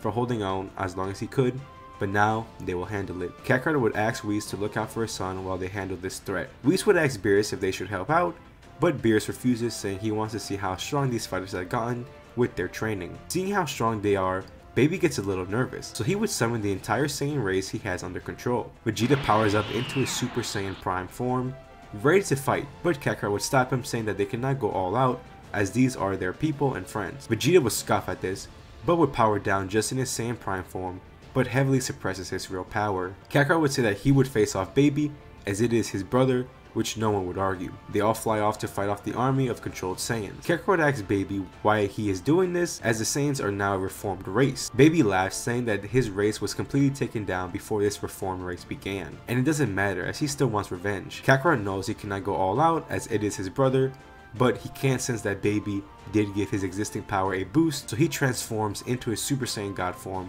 but would hold back. Their fight would begin now. Baby was close in power with Super Saiyan God Kakarot, but since he is holding back, Baby would take this to his advantage and begin winning the fight between the two. Baby can tell that Kakarot is holding back, so what he would do is create an artificial moon so that he can transform into the Great Ape form, and so will the others under his control. Kakarot seeing this, he would try to stop Baby, but he was too late as the moon was created and Baby began to grow into the Great Ape form, and so did his army. This makes every Saiyan have to cover their eyes so they too do not convert into the Great Ape.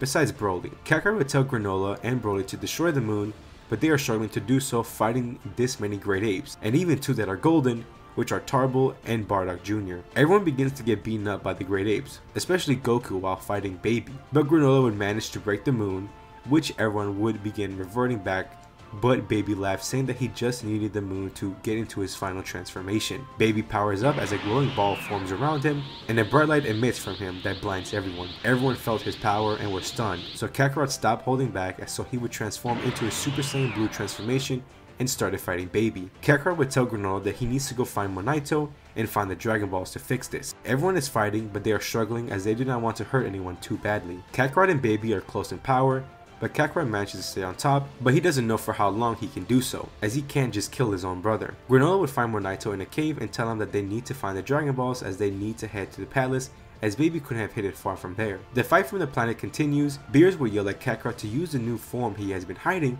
from everyone else, which shocked them as they didn't know that he has a new transformation. Kakarot knows he could win, but he is too worried about his brother and he isn't sure for how long he could hold the form, so he is saving it until he really needs to use it. Jaima would warn his father that if Baby cuts him and enters his body, he could try to control him. Hearing this, Kakarot is more careful, as if he gets under control, it would be bad for everyone, as the only person who could possibly take him down would be Broly, but if Baby manages to get control of him as well, everyone is doomed. He is risking it all, but he isn't going to take out his brother, and he tries to think what Bardock would have done in this situation, as he continues to try to hold his own against Raditz. Then suddenly, the sky would turn dark, as this would put a scared look on Baby's face, as we turn over to Granola and Monaito, as they would make a wish for everyone to be brought back out of the mind control of Baby. The dragon would say that they could grant a wish for everyone but Raditz, since that is the main host of Baby, and it far exceeds the power of the dragon. They would take the wish and hope that Kakarot would be able to think of something. Once the sky would return to normal, Kakarot would see everyone go back to normal except Raditz, and he grew worried once again. Baby laughs, saying that he failed to wish everyone back to normal. Kakarot gets frustrated, not knowing what to do, but then he would get an idea. It's risky, but if he wanted to save his brother, he must. They would continue to fight, and Kakarot would power up into his new transformation, Ultra Ego. This power amazes everyone, and gets Baby to want to gain control to the new strongest fighter. Kakarot would allow Baby to cut him and enter his body. Then Kakarot begins to fight Baby over the control of his body, like he did in GT. Kakarot would power up in his Ultra Ego form, and manages to overpower Baby, making him leave his body, as he would begin to run away panicking. Kakarot would then raise his hand and say Hakai, as he erases Baby completely. Beerus smirks, being happy to see how much his student has come and feeling the amount of power that Kakarot has. Vegeta is quite stunned with the power, but knows he is training for something that can rival that power. Kakarot would power down and go to his brother, as Raditz apologizes for putting the planet at risk, but he tells his brother not to worry as everyone is safe and alive. Everyone is glad that things are back to normal, especially when Granola and Monaito heard the news of their victory. After the events of Baby, things would go on as normal, with the Saiyans continuing their training on Beerus' planet, with even Jaima and Bardock Jr. joining for a bit, until one day where Beerus and Whis would be notified about the Tournament of Power, and how they have 2 days to make up a team of 10 fighters. Instantly, Kakarot, Vegeta, Broly, Turles, Granola, and Raditz were decided to be in the team. They still had 4 spots left, and need to think of who they would bring onto the team. Kakarot would then think about the fighters from planet Earth, which they would all travel to, and Kakarot would tell Krillin, Yamcha, and 16 about the upcoming tournament and the stakes of it. They would join in without any hesitation. Trunks would like to join, but Yamcha wasn't going to allow it, as it could be dangerous, and the stakes are too high, and they shouldn't be bringing that much pressure to the kids. Kakarot was glad that Yamcha understood that he and Raditz told their sons that they shouldn't be the ones to be in the tournament either. Vegeta would then consider his younger brother Tarbles, but he grew too soft throughout the years and hasn't been keeping up with his training. Then that's when Kakarot gets the idea of Nail. Quickly, they would travel to Namek, finding Nail and telling him of the tournament, which Nail would accept the offer, as he has been training ever since the events of the Cooler, and he has attained new heights of power. And hearing this puts Kakarot at ease for a bit, as now they have their full team, and everyone has been keeping up with their training throughout the years. Once they arrive, this new Universe 7 team would be prepared to face off everyone. Now in this timeline, I don't think that the other universes would look at Universe 7 as the bad guys, so I see this being more of a normal tournament than everyone just trying to gang up on Universe 7. But I do see that changing once the tournament would start. Everyone rushes in, engaging in a multitude of battles. The Earthlings would stick together as they know they are the weakest of the bunch, but if they stick together, they will put up a good fight, especially with all the techniques and teamwork they have developed over their experiences in battle. Kakarot, Broly, and Vegeta would be on their own, fighting anyone who is strong, but doesn't use their full power right away. Turles and Raditz would stick by each other, as they don't really doubt their full strength, but rather play it safe, as if they lose this tournament, their universe would be erased, and they do not want to risk that. Granola and Nail would stick together, as they are somewhat of the odd man out of the group, but soon they would both meet up with the fighters that they are interested in from Universe 6. With Krillin, Yamcha, and 16, they are holding on their own pretty well, being able to take out most of the Universe 2 fighters, with their big fight against Ribrianne, Rosie, and Katsuna. The fight between the two trios is immense, with Krillin and Yamcha holding on their own, but 16 is slowly losing his battle. Note, 16 isn't like 17 or 18, so he is a full robot and is only able to get stronger with data and upgrades from Bulma, so he does have his limit to his power, but he still has an unlimited stamina. Seeing their friends struggle, both Krillin and Yamcha would power up, with Krillin using a mastered version of Kaioken and Yamcha going in his mystic form as they begin to overpower Ribrianne and Rosie, and would do a combo attack that would end up knocking both of them out of the arena. But what they see next is shocking,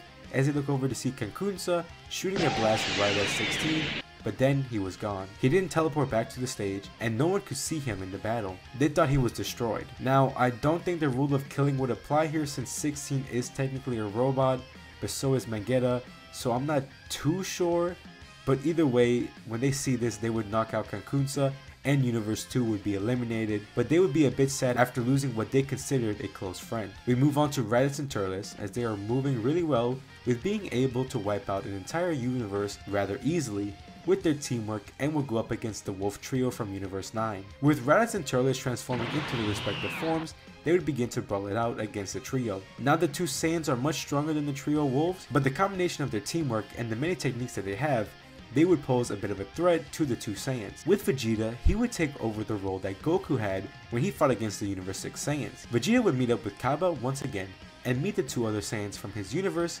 Kale and Caulifla. Vegeta would power up in his Saiyan Prime form and ask them all to attack him, and they would do so. Even with two Super Saiyans, they aren't much of a challenge for Vegeta, as he did tell Kaba he was holding back a lot when they first fought. Throughout the fight, he would explain to them about his own form, Saiyan Prime, but they wouldn't really be able to achieve it themselves, and sadly for them, also not obtaining the Super Saiyan 2 transformation, as Vegeta himself doesn't have much knowledge of the form. He would still try to train them up to see how much he can make them grow, but he would wonder about Kale on why she is super shy. But once Vegeta puts more focus on Caulifla and hurts her a little bit, this is when Kale would go berserk and show her Super Saiyan form, and would go all out on Vegeta. This shocks Vegeta, as her form is like that of Broly's, but with his experience with training with Broly for a good while, he is able to handle her with ease, and even focus up to dodge all of her attacks with ease. He would work with her and help her be able to gain control of her form, which she would manage to do so, and now with this power, all three of them would try to take down Vegeta,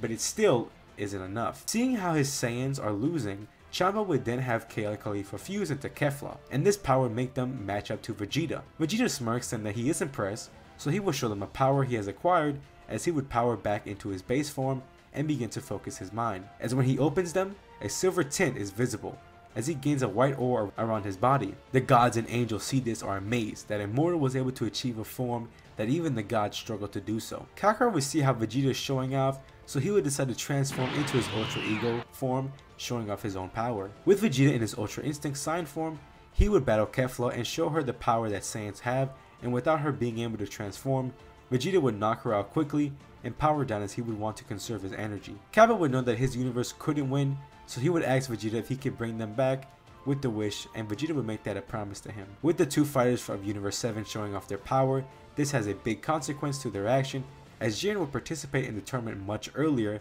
as he would go after Kakarot. Nail and Granola would end up meeting the Universe 6 Namekians and hit. They each would go after the fighters that they want to face off. Nail will be interested in these versions of the Namekians and we'll discuss further, seeing how different their race is. But it's shocked to learn that they are the last two Namekians, as their race all fused into the two warriors to increase their power for this tournament. Nail smirks a little, saying it is a shame, as he has reached a level much further than them by just training and reaching new heights. Currently, the two Namekians are stronger than Nail in his base form at least. He would begin powering up as he begins to gain orange skin and an immense power boost. This power stuns them as he grew this strong without having to rely on the Namekian fusion, and soon their brawl would begin. With hitting Granola, they would both show off how much they have grown since their last match. Even though Granola did not best hit still found Granola to be the most interesting fighter from Universe 7. Their fight would almost be a replica from their first match, but eventually would start working together as other fighters from other universes would jump in. But their most notable fight would be against Dispo, as his speed heavily outmatches theirs reaction time, so they would work together to try to fight him off. After Kakarot showed off his true power, he would begin in a big fight against Jiren. This fight makes Kakarot very happy, as he hasn't found anyone challenging yet. Their fight is causing the most damage in the arena, but also was the most impressive that anyone could sense. Their clashes alone was able to eliminate some fighters, but another fight worth mentioning would be Broly against Toppo in his God of Destruction form. At first, Toppo was dominating Broly, but with his controlled legendary form, he is soon able to close the gap in power. With these two battles happening, many people were getting eliminated, and even some universes. The only ones who were managing to stay were Vegeta, Dispo, Granola, and Hit. Jiren would have to power up to his max earlier, as every time he would hurt Kakarot, he would just get stronger from the attack. Their clashes would cause echoes in the void of space, and it seemed like they were at equal standings, but Kakarot continued to push himself to his limit. Vegeta, Hit, and Granola would all try to work together to eliminate Dispo, as he was a dangerous opponent. They were struggling, as in this environment it was hard for Vegeta to focus to tap back into Ultra Instinct, so he went back to rely on his Super Saiyan Prime form. Even with the power boost, he wasn't fast enough to catch up to Dispo. Granola would try to hit Dispo's weak spot with his abilities, but would end up missing him and accidentally hitting Vegeta, cutting off his tail, which worries everyone. And Dispo would manage to eliminate both Hit and Granola. Dispo would see Vegeta weakened and prepares to make a move on him, since he is at a disadvantage, but without him realizing, he is grabbed as everyone is shocked to see 16 still alive, as 16 would tell Vegeta that he must help the other two win their fight, as those are the fights that matter, as he would throw himself and Dispo out of the arena, eliminating both of them. Everyone is glad that 16 is okay, and Vegeta thanks 16 for the save. Vegeta would begin to try to calm himself and focus to tap back into Ultra Instinct, as now that is his only transformation that he has. The two battles would continue to rage on, as everyone watches. Kakarot would start to reach his limit, as his body was starting to give out, as he would eventually fall out of the Ultra Ego form, and Jiren would send him crashing down into some rubble. Broly would be beating on Toppo and manages to knock him out, but then he gets jumped by Jiren, as he is getting pummeled down badly. Jiren sensed how Broly's power grew the more he fought, so he would knock him out quickly, not wanting to waste any more time, as he would look back at Kakarot, preparing to eliminate him. But then he is sent flying away as he looks over to see Vegeta in his Ultra Instinct form, telling Jiren that he is his opponent now, as they would begin to fight it out. Their fight seems to be on equal standings, with Jiren already being at full power, and Vegeta only having Ultra Instinct sign rather than the mastered form. Vegeta tries his best to remain calm, but he does worry a little, not fully sure if he could win this. Kakarot sees the battle and knows he has to jump in, so he musters any strength he has to tap back into his Ultra Ego form. He slams Jiren away as he gets next to Vegeta. He does say that he isn't sure how long he can hold out his form, so they must work together to take down Jiren. They both power up and rush down at Jiren. Working together, they attack him, which overpowers him and doesn't allow him to attack. Everyone thinks this could be it, but then Vegeta loses the form as he's reached his limit. Kakarot sees this and knows that this is it, as he would grab a hold on Jiren and yell at Vegeta to shoot them with his strongest blast. Vegeta would power up a full power Gallic gun, shooting it right at them, knocking them both out of the arena, and being the last one standing in the tournament. The Grand Priest would ask Vegeta what he would like his wish to be, as Vegeta smiles, asks him to bring back all the universes, which does put a smile on everyone's face. After they won the Tournament of Power, everyone would return back onto their home planet, and the Saiyans would stay on their own world for a bit, training with each other. One day during a training session between Kakarot, Vegeta, and Broly, they were about to start a fight between the three, as Kakarot wanted to brawl it out with the other two to see how much they have grown with the special training that they did with Mirrors, and he wanted to see how this Ultra Ego form would hold out against Vegeta's Ultra Instinct and Broly's limitless power in his controlled legendary form. Before they would begin the battle, Raditz would call them over as they have a big problem that they must deal with. Once they would meet up with him, they would see Mirrors as Vegeta would ask what is going on, and Mirrors would explain how a dangerous criminal called Moro escaped their prison and is out on the loose, destroying planets by absorbing its life force so he could get stronger and gain back his magic. He explained how he would have wanted to look for the being known as Majin Buu, but learned how Kakarot was the one who defeated him years ago, so now his best option would be Kakarot and the two he has been training to defeat Moro. All three of them were excited to face off against his new opponent, but Mirrors did tell him that he is no person to underestimate. Others would ask if they should come along, but Mirrors told them to hold on for now as he wants to see if they could deal with him with the three he's picked. Now with Moro in this timeline of events, he would not be heading to Namek like he did in the manga, as in this alternate reality, a lot has changed, especially with the Frieza force being taken down much earlier, as when Cooler attacked the Saiyans to avenge his father and brother, he did gather up the entire remaining forces that his father had to attack the Saiyans, but failed, so Moro would not have Cranberry on his side to tell him about the Dragon Balls. So instead of Moro going to Namek, he would just be going to other planets to steal its life force from them to gain his strength back. And with this universe being more lively with the help of the Saiyans, he would be able to travel to more planets and gain more power. Without Kakarot having instant transmission or the Kai Kai, he couldn't look for Moro to find out where he is, as for right now, they can only wait and follow the trail of destroyed planets that Moro would end up leaving. With the help of the Galactic Patrol and the Saiyans spread across the universe, they would notify once they see a planet being destroyed, and Mirrors with the three Saiyans would end up following that hint. Moro would have roughly enough time to eat 2 more planets after his first one, and gain some power back, and look a bit less old. They would catch up with Moro and prepare to face him off, but Mirrors tells them that they have to go separately as once they step on the planet, he could absorb their energy as well. With Vegeta and Broly having been training under Mirrors, they would listen to him. So between the three, they discuss who should go down to face him off. Kakarot would say he should go first, as with his destroyer form, he could be able to erase Moro with the Hakai like he did with Baby, and the others would agree. But Mirrors would refuse Kakarot to use that attack, as if Moro is able to somehow absorb the attack, he could easily surpass all three of them and kill them without effort. Kakarot would say that they have no other choice, as if he can absorb their energy, then they need to kill him quickly, as Kakarot would land down on the planet to the dismay of Mirrors. Kakarot would face Moro and waste no time, powering up into his Ultra Ego form, instantly rushing down at him. Kakarot would be beating him rather easily and didn't think much of Moro. He would shoot a big Ki blast attempting to erase him, but his attack disappeared as this gave Moro a huge boost with how strong the attack was. This shocks Kakarot a bit, but then he would use a Hakai to erase Moro, but nothing came out as this confuses Kakarot, as he would revert to his Super Saiyan Blue form. Moro would grow stronger much faster with how much stronger Kakarot is in this timeline. Seeing how quickly this is backfiring, the others would jump in as Mirrors would try to stop them, but wouldn't be fast enough to do so. Kakarot continues to revert until he reaches his base form, with Vegeta and Broly in their strongest form going in to attack Moro together. They are pushing him back, but can tell how strong he is after almost completely absorbing all of Kakarot's power, knowing that he is absorbing their power as well. Mirrors would pick up Kakarot and bring him back to the ship, telling him that he should have waited and listened, and now Moro has become a universal threat. Kakarot said that they should get the others, but Mirrors would just say that it would just be bringing him more power to absorb. Kakarot feels at fault, as he thought he was the only one who could beat Moro, but now he just put everyone in danger, until he hears a voice that he hasn't heard in a long time. Back on the battlefield, the fight begins to get more and more even, with Moro continuously gathering energy from the two. Vegeta did start to feel more and more tired, as eventually he would lose his Ultra Instinct sign form and would go back to base, but Broly continued on to fight. Vegeta could tell that Broly continued to grow stronger when they were fighting, but he isn't sure how long he could keep it up. He would then hear his name being called, as he turns around to see Kakarot, but not just him, but also Bardock. Bardock would give a hand to Vegeta, saying that he may not like him for what he did to his father, but right now they need to work together to stop Moro. Vegeta scoffs, saying he doesn't care about what his father has done after abandoning him and his brother, but asks how he is here. Bardock would explain that after his death, even though technically he almost died of old age, King Yima allowed him to keep his body, as it was for him who took care of King Cold and his family, and the army, so he allowed him to not be in hell. During his time in the other world, he met many interesting fighters and kept tabs on everyone, seeing them grow stronger and stronger. He too continued to train, and even gained the Super Saiyan God form that his son achieved. With his achievements of taking down King Cold's rule, He met Hyric and gods like the Kais, and even some Supreme Kais. After Kakarot killed Majin Buu, all the Kais he had absorbed million years ago, they too died and ended up in the other world.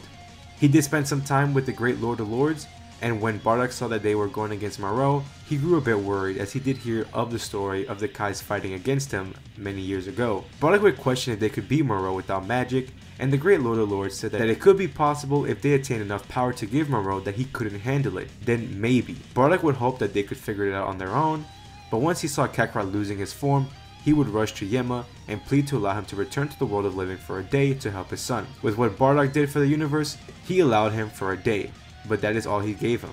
And that's when he would appear by his son in Mirrors. He would tell Kakarot and Vegeta that the plan would be to overflow Moro with power, and luckily for them, they have a Saiyan that has a limitless amount of power, as he points to Broly, saying he is the key to their victory. They ask what could they do to help Broly, and he says to keep giving Moro energy as much as they can and hope that Broly could outlast him. With the fight, Broly hears Mirrors' voice in his head, as Mirrors would tell Broly that he needs to tap into the god forms and push himself as much as he can, as he tells Broly that their plan is to have Moro absorb as much energy until he cannot handle it anymore. Broly isn't sure as if he's afraid that his power would destroy too much, but Mirrors tells him not to worry as they could revert any damage with the Dragon Balls. Broly understands, so he begins to power up more, knowing his power is too much, which is why he never taps into the god forms. But knowing the plan to stop Moro, he doesn't think he has a choice, so he powers up more as the planet begins to break with the amount of energy it's containing. Broly transforms into the Super Saiyan Blue form, and just goes all out on Moro, letting himself lose control. With this boost in power,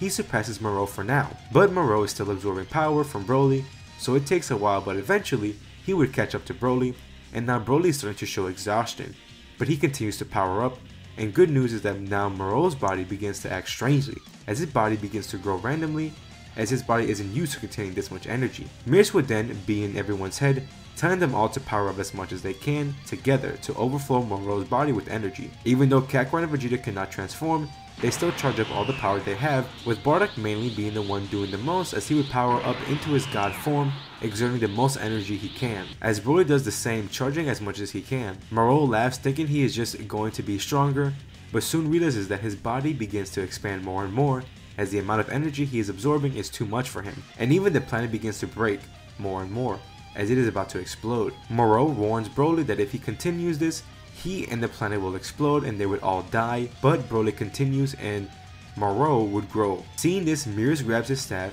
as he times it perfectly, as once Moro explodes, he would teleport and grab everyone off the planet before that explodes as well, and teleports everyone to another planet nearby, another planet a bit further from the one they were just on, but even then, they still felt the impact of the explosion as the amount of energy Moro had was immense, and it destroyed some planets nearby. Bardock would get up, being the only one not completely knocked out, but he knows with how much energy he used, shortened his time by a lot, as he needed to return back to the other world. As Mirrors would thank him for helping them, as he told them not to mention it, but asked if Mirrors could teleport him and the others to Planet Bardock, as he wanted to see his family one last time, and Mirrors would do so, teleporting them all to the planet.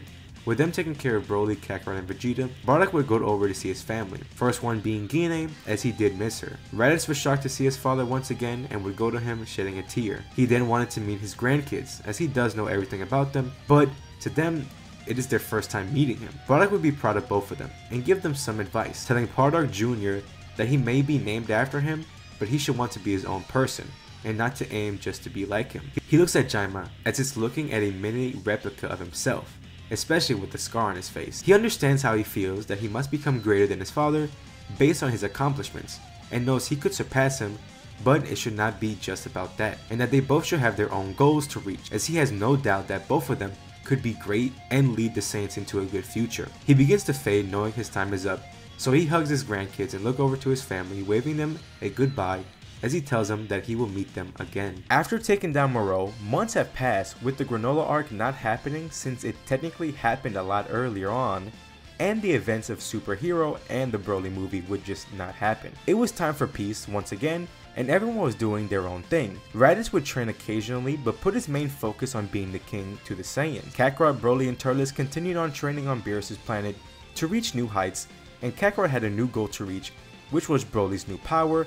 as when he transformed into the Super Saiyan Blue state. Vegeta would actually go train with Beerus as he wanted to perfect the Ultra Instinct power, so he has been training with him ever since. Granola began to settle down like Tarbles, slowing down on his training and enjoying the peaceful life with Monaito, and even found love with his Saiyan woman. After the talk and meeting their grandfather, both Jaima and Bardock Jr. decided to make their own journey and went to Earth to invite Trunks to join them, as all three of them would explore the universe, seeing what it would have to offer, and learn whatever they can to grow in their own way. One day, while Kakarot was sparring with Broly and Turles, Vegeta and Beerus would appear on the planet, to the surprise of everyone. Whis would ask Beerus what this surprise visit was for, and Beerus would explain how Vegeta wanted to return to Beerus' planet as he wanted to fulfill a promise he made to someone many years ago. Vegeta walks up to Kakarot, saying that he did promise him when they were kids that he will surpass him, and now it's time to keep on his promise. Kakarot smirks, asking how strong he has gotten to think he could beat him without his tail in his Saiyan Prime form. Vegeta smiles as he begins to focus his mind, powering up into his Ultra Instinct form, but this time he has silver eyes and hair. This gets Beerus and Whis shocked to see a mortal achieve the mastered Ultra Instinct form. Whis is impressed with both Vegeta and Beerus, as for Beerus teaching someone to master the form, and for Vegeta as he mastered the form himself. He does get intrigued to see how this brawl would go down with these two fighters. Beerus smirks, as it may not be as easy as Vegeta thinks, cause Beerus would say that Kakarot did master his Ultra Ego form, as it is close to his own destruction power. Kakarot is impressed with Vegeta's power, but he decides to show his own power. He begins to charge up, as Beerus' planet even begins to shake a bit. When he powers up, a massive purple aura explodes and surrounds Kakarot's body. Kakarot does say that this is rather strange, how they never truly got a chance to battle each other in their entire lifetime, but now that they have both reached their own source of true power, this battle would no doubt make up any other battles that they could have had in the past. Vegeta agrees, as he would ask everyone to stay back, as this battle would no doubt cause major destruction. Whis would gather everyone and use a force field to protect them from any damage. Beerus is excited to see this battle, but kinda jealous how he wouldn't be a part of it, but also yells at the two Saiyans that they better not cause too much destruction or he will destroy them. Whis would just laugh, saying that he could revert any damage caused by them later, and they should just enjoy this battle that would no doubt be exciting for all of them. They both would take their stance, staring at each other, both smirking, as if they were waiting for this fight their entire life. 1 second, they are pretty far from each other, but in less than a second, the first clash is heard. The clash is felt all over Beerus' planet, reaching the depths of space, with even the spectators feeling a little rumble, which puts a shocked face on Beerus. Clashes are even then seen all over throughout the planet, and they are quick and powerful, creating massive pressure waves, and with the speed of the battle, many begin to form all over. Turles and Broly are amazed with the power of each clash, but they are moving so rapidly that even they cannot see what is happening. Whis would point out that only one of them are creating those pressure waves, which shocks them even more. Between Kakarot and Vegeta, Kakarot is the only one throwing punches and kicks, while Vegeta either blocks them or dodges them. Kakarot throws a barrage of attacks, which Vegeta dodges with ease. Seeing this, Kakarot would begin to throw some ki blasts into the mix, but even then, Vegeta doesn't struggle with avoiding them. Vegeta would rush into to attack Kakarot, hitting him with multiple punches, but Kakarot would catch his hand, as he would cough up some blood, but smile. It did injure his body, but Kakarot did not feel anything, and with this, he begins to grow stronger. With all the damage he takes in, just makes him stronger. Kakarot would shoot a direct ki blast at Vegeta, but he manages to dodge it as he puts some distance between them. But right where Vegeta landed, the ki attack explodes right under him. Kakarot smiles, thanking Yamcha for creating that spirit ball attack. Vegeta was impressed, as he thought that in this form, he would be rather untouchable, but he is glad that Kakarot is the one to prove him wrong. The battle would continue, as it began to get more and more intense, with the force emanating from the two, as it begins to be felt all over the universe. All over from great distances, people from Namek to Earth, to Planet Vegeta, to every planet, even reaching the other world. Everyone can feel the immense pressure, but they aren't sure what is causing it. The disturbance is even noticed by Zeno and the Grand Priest, as they look into what is going on in Universe 7, as the Grand Priest would ask Zeno if he would like him to stop it at once, but once they see that it was a brawl between Vegeta and Kakarot, Zeno allowed it to continue, as he wanted to see this amazing fight, finding it very entertaining. This fight even began to be watched by the other angels and God of Destructions. Their fight would rage on, as the planet was starting to look very destroyed, as neither Kakarot nor Vegeta are holding back. They fly around using the whole planet as their battlefield, and even then, the destruction caused by the two was still so much. The only area that was untouched was Beerus' little treehouse. The ki attacks began to be used a lot more by Kakarot, and Vegeta would even shoot some of his own. Many struggles were created, but they always ended up as stalemates and only caused massive explosions. Vegeta was the main one landing his attacks, with Kakarot only being able to hit a few times, but the more Vegeta hurts Kakarot, the stronger he gets, and the more he is able to hit Vegeta. They would bring their fight close to space, as they would go all out, not having to worry about destroying anything. Kakarot stated how he wanted to fight Vegeta for a long time, after he made that promise that he would beat him and obtain the Super Saiyan form. Vegeta laughed, saying that he didn't need that transformation as he ended up finding something even better for himself. He does state that even though it looked like he made that promise to take over the throne,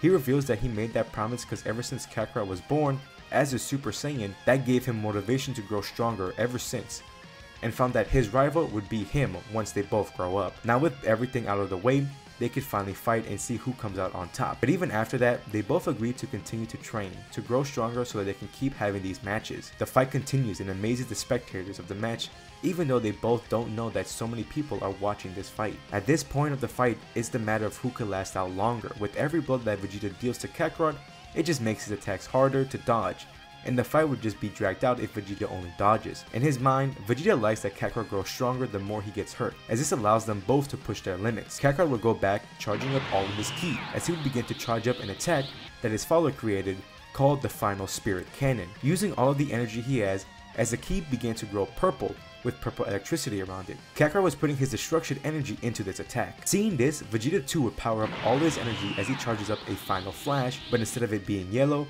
he charges it so much to the point where the light of the attack is completely white. Both use all their energy they have into this attack, wanting to end the fight right here, as they would both shoot their respective attacks full force. And when their blast connects, a massive bright light is created that can be seen from space. Even at other planets, it can be seen. In space, it begins to rumble with the amount of energy that is being exerted from the two. It got to the point where we stepped in and dispersed the two attacks, as it had a good chance of it destroying many nearby planets and even Beerus' planet. They didn't know what happened, because their attacks just disappeared in front of them, but they both rushed at each other as they would both connect their punches to each other's faces at the same time, and at that moment they both lose their transformation, going back into their base, and they would begin to fall and eventually crash onto the floor on Beerus' planet, as they were both completely knocked out. Whis and Mirrors will go up to both, being impressed by the two, as Whis says it is a shame that no victor did come out of this fight, but he would look over to Beerus, saying if he doesn't go back to training soon, they both might easily be able to surpass him in power, and maybe even take his place as the God of Destruction. And this would put a worried look at Beerus, while Whis would just laugh. And that's where I'm going to leave it off for this series. Tell me how you think about the finale and how I did with the Ultimate Rivalry arc. What do you think about the entire story as a whole? I loved how much the Saiyans race had changed and what could have been Universe 7 if the Saiyans were a nice race, helping out others rather than conquering planets. I did love Jaima and Bardock Jr. the most, as they are my first original characters in a What If. Maybe in the future I could extend this story more with having stories for them in the future. Next What If would be what if Bulma wished for a boyfriend. I know in the poll the other What If won, but I did think out the start of both What If series, and I just got really excited for the Bulma one, and I just decided I wanted to do that one first. I still will do the Broly one after this one. It's just that Bulma one just really got me excited to do it. If y'all are interested and enjoyed, please leave a like and subscribe. Hit the notification bell to be alerted whenever I post another part. Hope to see y'all there, and thank y'all so much for watching and all the support of this series. I will see y'all in the next series. See ya.